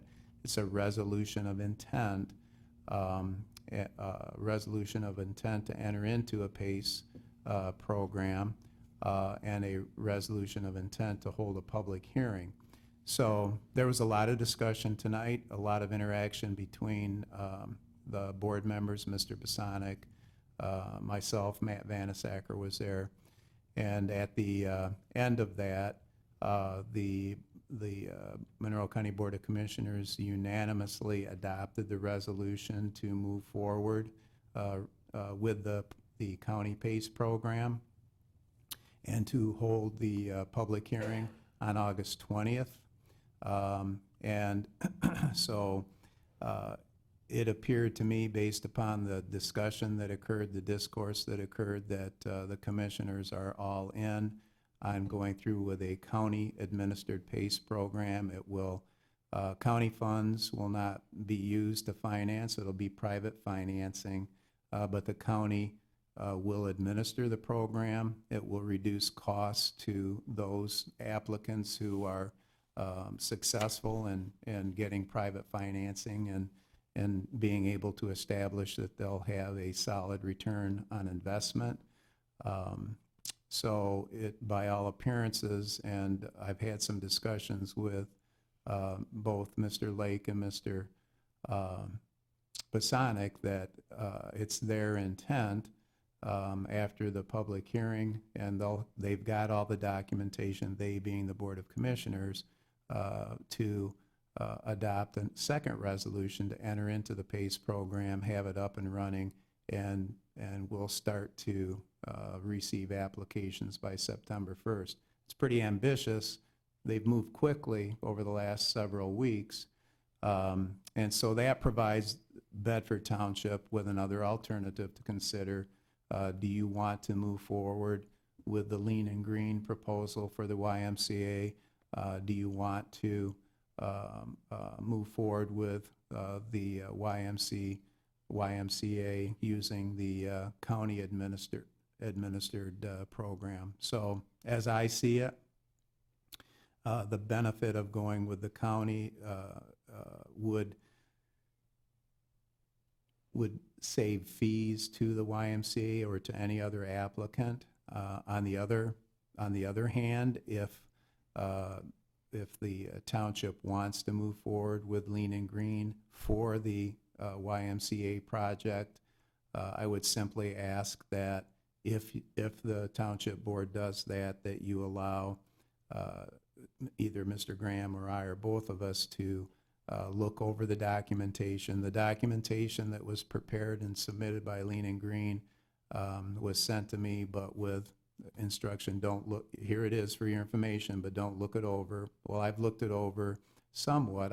If you go in that direction, I just want to make sure that all the options and all the alternatives going forward will be available to township, that you're not tied into Lean and Green for any other PACE program that might come down the road and be made available to businesses within Bedford Township. So you have an alternative. You have the best of both worlds. You can opt to go with the county, or you could opt to go with this lean and green proposal. What I see from it right now is that there would be private funding still, and I think the YMCA, it sounds like to me, and then with Mr. Williams' proposal when he was here the last time, that private funding would be in place for the YMCA project. The big difference, and I'm not begrudging them 1 minute for fees that they would charge, they're in private business. That's what they do, and that's what they've done for many communities, and I think they've been successful at it. But what I would say is that you have an option. It may save, probably would save the YMCA fees and funding. Again, not to begrudge the private enterprise that's been promoted by Lean and Green, but those are your options. I can answer or try to answer any questions that you might have. One thing I wanted to bring back to you was timing, schedule. When would they, are we going to be 6 months down the road and still not be ready to move? But I was told that applications, and it looks like to me that that's an accurate statement, will be ready to be accepted September 1st of 2019. So there you have it. Okay, comments, question, Mr. Montre? So how I see it, as long as we're having Mr. Goldsmith going through the documents, that it, like, as he said, and making sure that it is tied into anything outside of, like, the YMCA, it almost seems like the decision between one or the other would, if that, especially if you're doing that decision would be more based on toward the YMCA of which direction they would want to go. And I don't know the YMCA, Well, like not to Greater interrupt you, Toledo but YMCA. I called the YMCA today and talked to Lori, she's in the audience, and I asked her, I said, the county's doing this, you're gonna save legal fees. or not legal fees, you're gonna save admin fees, you know, because they're not gonna charge a percentage, they're gonna charge an admin fee, which is, do you know about how much that would be? It'll be case by case, but it's only going to be to reimburse the county for its actual expense in the administration. So it would be, my review would indicate it would be a fraction of what the percentage fee charged would be, because it will just be actual expense. We as a county government in Bedford, as a local unit of government, we can't charge fees in excess of what our actual administrative costs are, which would be our employees at the township working on a project, or in this case, the county employees working on a project. Otherwise, it would be an impermissible tax pursuant to the Bolt City of Lansing case. So it would just be actual fees incurred as opposed to a percentage of project. What is your guys' percentage you charge? For projects up to $2 million, we charge 2%. Well, I mean, 250,000, that's what you guys are doing, roughly 250, or is it 400? So on 500,000, what percentage do you charge? 2%. Okay, so on a $500,000 job, they're gonna be paying roughly $10,000. So, like, just to finish the conversation about the Y, the Y wants to use the program that Bedford has, okay? The only problem I have with that is if Bedford, and we can do a one-time use. I mean, we could do that to where it's a one-time use with the Y, and after that, our resolution's gone and you can go with the county. Only problem I have with that is we're utilizing legal fees, and we're gonna be having our lawyers look at it, and the documents, when the county's doing it, it would be, we're kind of doing a redundant thing, but I get the why. They want to utilize, the program that they're familiar with. They understand the fees. It's not a big shock to them. We're not forcing them to use it. So that would be my only thing, is we're doing all this. We're duplicating what the county's doing. I don't care that they've sat on their hands for a year. Either way, we have what we have in front of us, and they're ready to take applications September 1st. What we have to decide is, is there a way to figure out to do a one-time use? Is the Y going to reimburse us for legal fees for what it's going to cost us to, to come up with a, one-time use? So, I mean, we'd have to figure that out. We shouldn't incur any cost. Our fees are, well, here's the thing. If you adopt a resolution to enter into a PACE program with Lean and Green as the administrator, I just want to carefully review the program documents so that I know and I have the comfort, even though it's amendable, I know and I have the comfort, and I can convey that to the board, that this could be a one-time only project. Yeah. Not to, and you'd have the option of then allowing the county on subsequent projects to administer it under the county PACE But program. we still have a program with Bedford Township, though, is what I'm saying. The way I visualize it and see it is that it would be just for the Francis Family YMCA, if that's the direction that you go. That's why we want to look at the documents to make sure that we're not contractually obligated to Lean and Green to sustain a program for other applicants. Does that make sense? Were you done with your question, Mr. Matra? Mr. Francis? Let's ask him. Yeah, come. So the way we've always envisioned the programs working is that we administer on behalf of the local government. You do not have to, nor would you be obligated to fund or participate in any other project. Every project coming in is a one-off deal. The township has final say as to whether or not it would move forward or not. So you can set the district up, authorize the project for the Francis family, and in the future, never utilize it again. We will be there to administer and help with any project that you want assistance with. But if you don't have another project that you want to move forward through the Lean and Green Michigan program, we certainly would understand. We're here for you to work on your behalf. We're not here to obligate you to take additional projects. If projects come in, they call us because they know we're PACE, or they're coming in from one of our contractors or one of our lenders, we'll be more than happy to ring you, tell you about the project. If you don't want to use it, we're happy to pass them along to another available PACE option. We're here to partner truly in a public-private partnership. We're not here to force you into any form of projects. Yeah, but we're still paying legal fees to have our legal look it over again. Part of our closing cost is $5,000 in legal. With other jurisdictions in the past, when they have incurred cost, that is covered out of that fee. Okay. We have it in there as a line item, so the property owners are aware that there is going to be some legal review, and typically, so that we can keep a few of our member jurisdictions, namely one of the larger population centers, on a few deals, ran up a exorbitant legal fee and really put a crimp in the viability of that deal.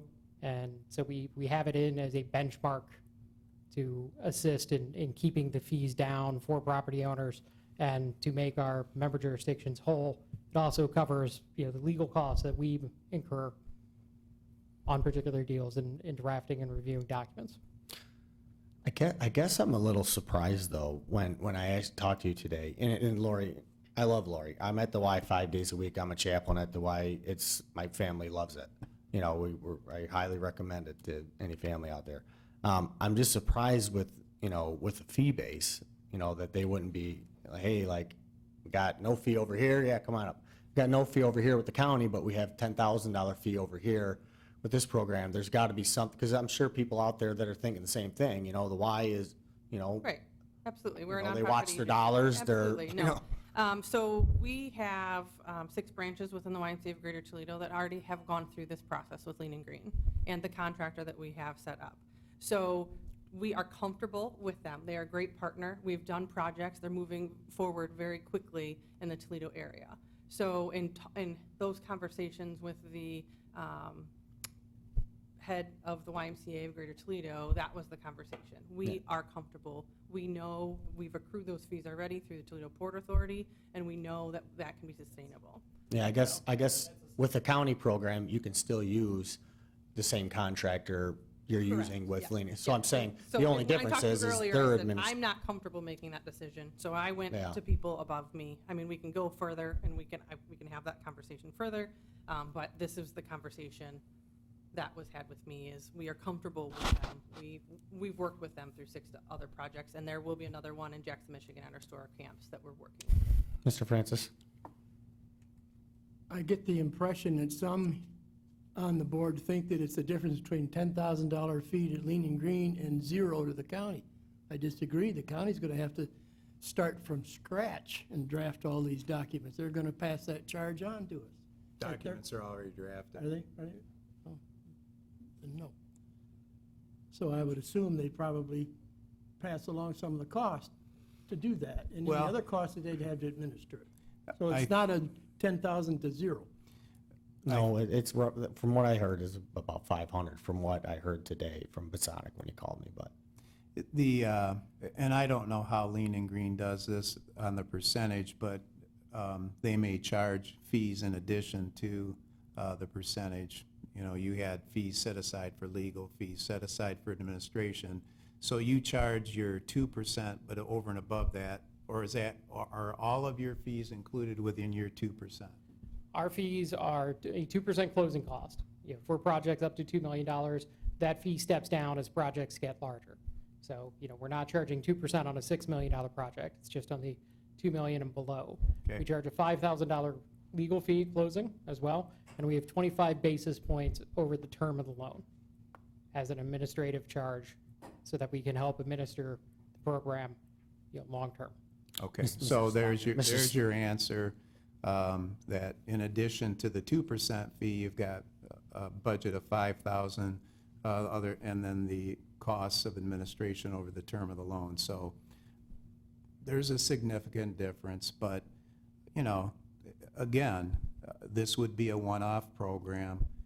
Sounds like the YMCA is more than comfortable with it, but Mr. Francis asked a good question there. Is it the difference between 0 or 10,000? So the county will just do administration fees only. You're really not gonna hurt the county's feeling if you don't go with the county. The county's motivation is pure, and that's to assist economic development within the boundaries, geographical boundaries of Monroe County, and just to charge the administrative costs associated with that, not a percentage fee and not basis points over the life of the loan. So, I mean, that's Mr. Williams being very honest. He's a businessman. I would expect no less. He's going to charge for the service that he's providing. There's nothing wrong with that. Mr. Steiner was next, then Mr. Clements. Just real quick, Mr. Goldsmith, you said that the document was forwarded you, but you were asked not to look at it. That's sort of interesting. Well, just it was forwarded to me for my information. Don't spend time examining it. The lean and green document for the Francis Family YMCA. And I think the reason for that is the public hearing hadn't been held yet, and so there was no expectation one way or the other what the board would do until after the public hearing was held. Rick, I sent that to him. I just didn't want to incur a bill from him getting it. I just wanted to make sure he had it and we were ready for it. Yeah, but I mean, it's good for him to, if you're gonna send it to him, But it's a pretty big document. Right, but I mean, he's for gonna him to have go to through it. peruse it to give us guidance too, just like tonight. If we've got questions, he's gotta be able to peruse it to give us his Well, interpretation. this was a month and a half ago. Yeah. This wasn't last week.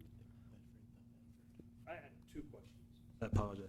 Am I hearing correctly that if we move forward with the passing this resolution, our legal fee as it relates to that will be covered in full at closing? Yes or no? That was my second, but I agree. Yes, we would ask to work with your legal to provide, our legal guidance on it as well, partly to keep that cost down as low as possible. When we are looking at deals above $250,000 in Michigan, any of the fees and costs getting rolled into the project get counted against the savings. There is a requirement in the statute that the savings must equal and exceed, it is a savings to investment ratio greater than 1. So for any project and any cost rolling into it, we really need to be able to calculate that in the beginning. So I would ask that we can work with your legal on that, help, part of what we do is to try to help reduce those legal costs, but we're happy to work with local counsel and corporate counsel. I've got 4 deals that'll probably close this month, currently working with 4 different sets of corporate counsel for counties and municipalities. Okay, thank you. My second question, Mr. Goldsmith, is the county is aiming for September 1st. There's no guarantee that this is going to be up and running by September 1, correct? There's no guarantee. That's the projected date by which applications will be accepted and processed. The documentation is prepared and ready to go. But again, the public hearing will be August 20th, and they'll have to adopt a resolution should they choose to at that time. Sure, and because they're implementing their own program, and no disrespect to the county, they got a lot to do. I mean, there's a lot of forces being brought to bear. So I think it's gonna be a great program when they do it. I too put in a phone call to Tim Lake and said, hey, are we gonna be upsetting the apple cart, if all of a sudden we engage in this project? And his position was absolutely not. I guess where I'm torn is that we have an applicant that says this is what they want. I struggle when government telling an applicant if this is what they want and it's legal and it's not costing me a dime to do it, why am I engaging in their deal? It's not my place to tell the Y or their board members or their shareholders who they use for a project. We entered into this because respectfully, the county sat on it since October of last year. We wouldn't even be having this conversation had that not happened. So I'm of the position that if we have an applicant who's asking for something that we can do, we've been told it's not going to cost us anything, and I completely agree that we're not setting into motion that any business can do PACE at any time without this board's approval. This is a one-off, completely. As long as it's a one-off, yeah. Exactly. Yeah, and I would like you to make, if you move forward, I just want to closely examine that to make sure that in fact contractually by the contract documents that is in fact the case. In part of that, can you make it say Bedford instead of the Bedford? I did read a lot of it, and it says the Yes, Bedford, which is kind of fun. actually I did really quickly gloss over it and I saw that too, the Bedford. We'll make it Bedford Township. And would it have to come back to this board then after you're done for final approval? I don't know how we can approve something that you haven't. I would recommend that it does, and that Right. you would have it for next meeting for your consideration and approval. So the county will probably be ready before we are.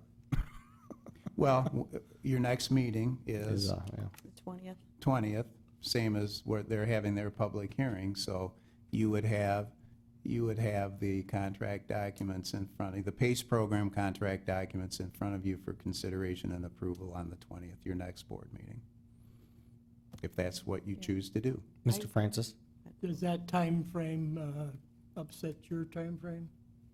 My time frame is completely dictated, one, by you, because we would be serving on your behalf, so no.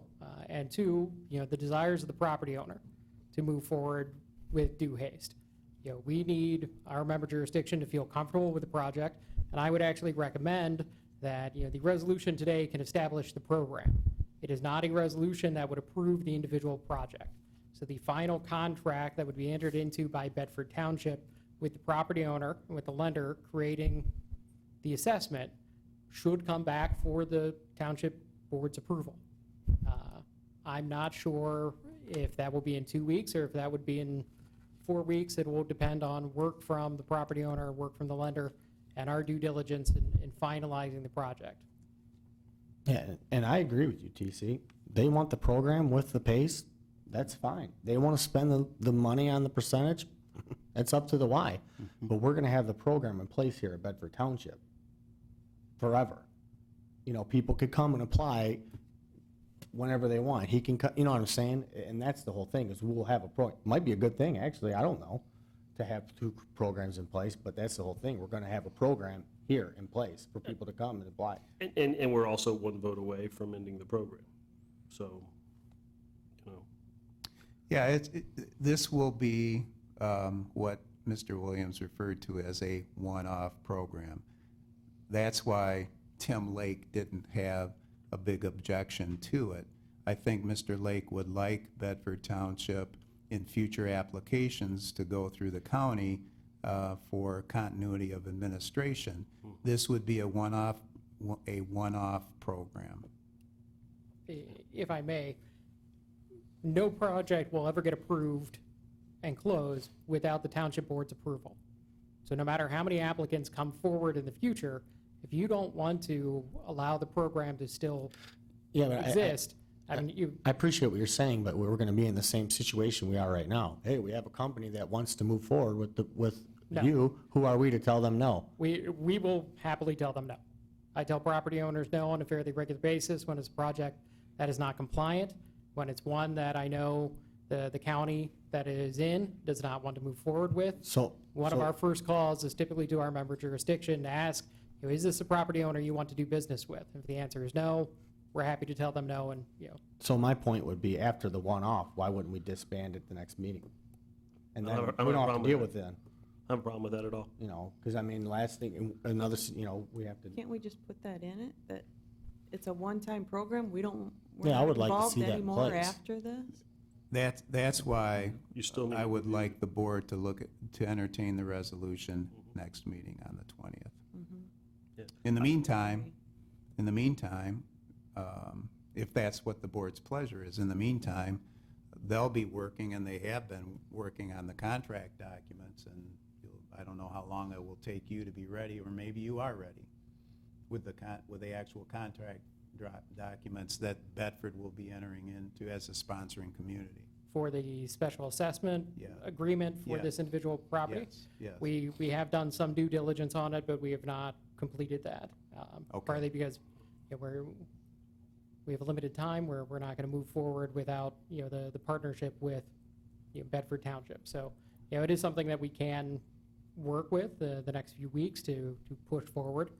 But, it is not there. And I should note, we do not actually have a contract with any of our member jurisdictions except for Wayne County to serve as their administrators, purely within the resolution and within their program report.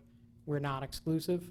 If Bedford Township wants to work with a different program administrator, or any of our jurisdictions want to work with a different program administrator, that they can. They don't exist as far as other third-party program administrators at this point. Mr. Francis? Is the 2-week time frame fit in your schedule? Yeah, because we're just going to be dealing with the resolution in 2 weeks. That being said, I move that we table this until the second meeting of the month of August, till we could get a report back from legal counsel on if we can enter into this as a one-and-done contract.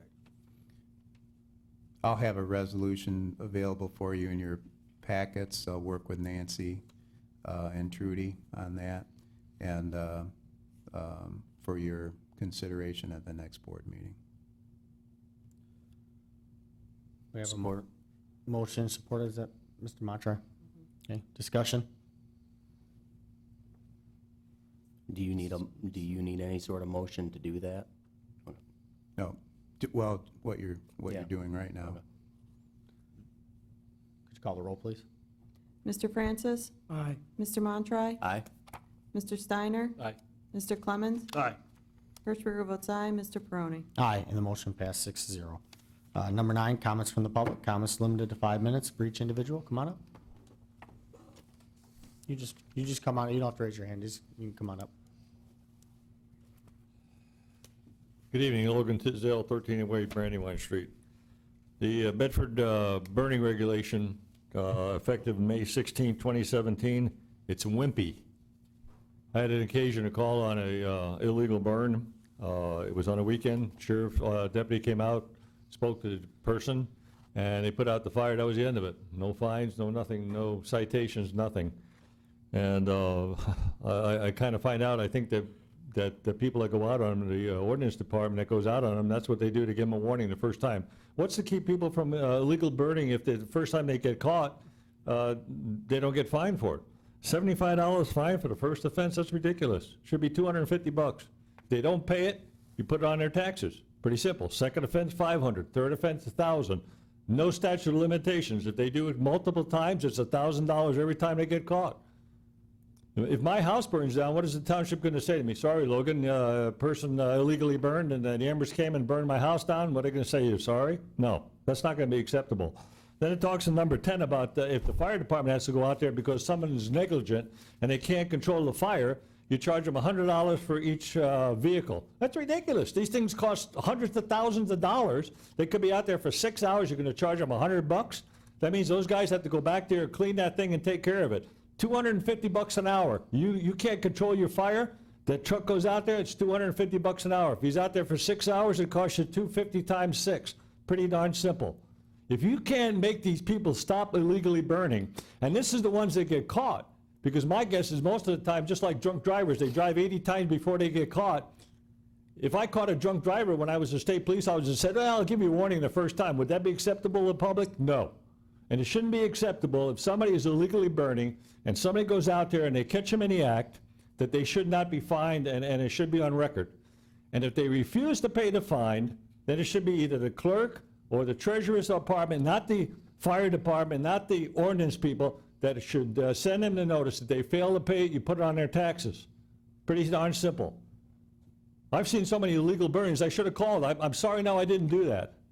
But I tell you what, I'm going to start doing it. If I see that in my subdivision people illegally burning, I'm going to call on it. Because it's serious. If they got 125 calls this year, just think of all the illegal burns that haven't been caught. You think that every time there's illegal burn, somebody calls? My guess is they don't. They're too busy out there walking their dogs and peeing on my yard and stuff. That's what they're doing. Or they're too busy gassing up their kids' go-karts so they can ride around my subdivision in their go-kart. That's why people are so busy they don't even report it. Or maybe they don't want to be a bad neighbor. Well, if my house burns down, if you didn't call, you're a bad neighbor. So I think the bottom line is stiffen these things up. You're talking about getting these ordinances. They should be stiff enough that the ordinance department has some teeth to go out there and do their job. To have an ordinance with no teeth is like you might as well just not have an ordinance. And if I have to live in Bedford Township and people are going to illegally burn all the time, you know what? That's not right. I've been out there in the fall where it was so bad that you could choke to death with people burning wet leaves all over the place. You can't even sit out in your yard. You can't even sit out on your back deck because people are illegally burning. And we have a fire department there that, you know what? They do a great job of taking care of that. We have an ordinance department that we have well-trained people that should have some teeth to go out there and to be able to enforce these ordinances. And those ordinances should be looked at. 2017, that's 2 years ago. That's ridiculous. They should be updated all the time. And they should make it so that people, the first time they get caught, then you know what? They're not going to get caught. They're not going to be doing it the second time because the first time it cost them a little bit of money. If you start hitting them in their pocketbook, maybe they'll start thinking about it. And there's no reason, ignorance of the law is not a defense for illegal burning. Thank you. Okay, thank you for your comments. Any more comments? Hi, I'm Marcus Mon from Temperance, Michigan. I just got a couple of things to say about chickens. I consider chickens as pets. They're smaller than dogs. They don't make as much noise as dogs do. And if you let them roam around the neighborhood, destroying other people's property, it's the ownership's problem.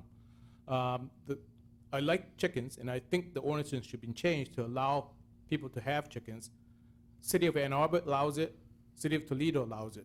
So people can raise chickens in the right way, and I think the board should consider changing the ordinance. Thank you. Thank you for your comments. Any more comments from the public?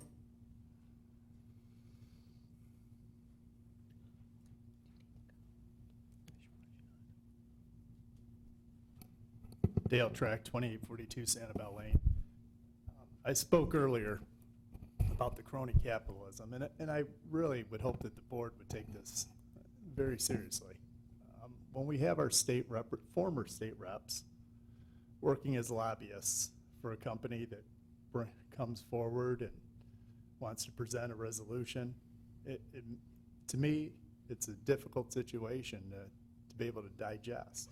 And particularly, like I've said before, no fault is a big issue on our border state here, being on the border. And when we see these former state reps going into these lobbyist positions, you just wonder what's not getting done on the people's behalf. How many people are going from the representative positions into lobbying? I mean, one of the problems that we have is our state representatives don't have to file a financial disclosure statement like you guys have to. We don't know where their family members are working. We don't, or what offers they've been given. So when you enter into agreements like this resolution tonight, you really need to think deep about it. Thank you. Thank you for your comments. Any more comments from the public? Okay, seeing none. Comments from board members? Mr. Steiner? Just real simple. Again, mentioned earlier, in light of some of the events that have taken place, so many people today, like I said, either circumvent rules, disobey rules, and it's all about the me type situation. There's a lot of problems in this world that, the majority of the population knows better and can make better decisions instead of trying to circumvent what's happening out there in the world today.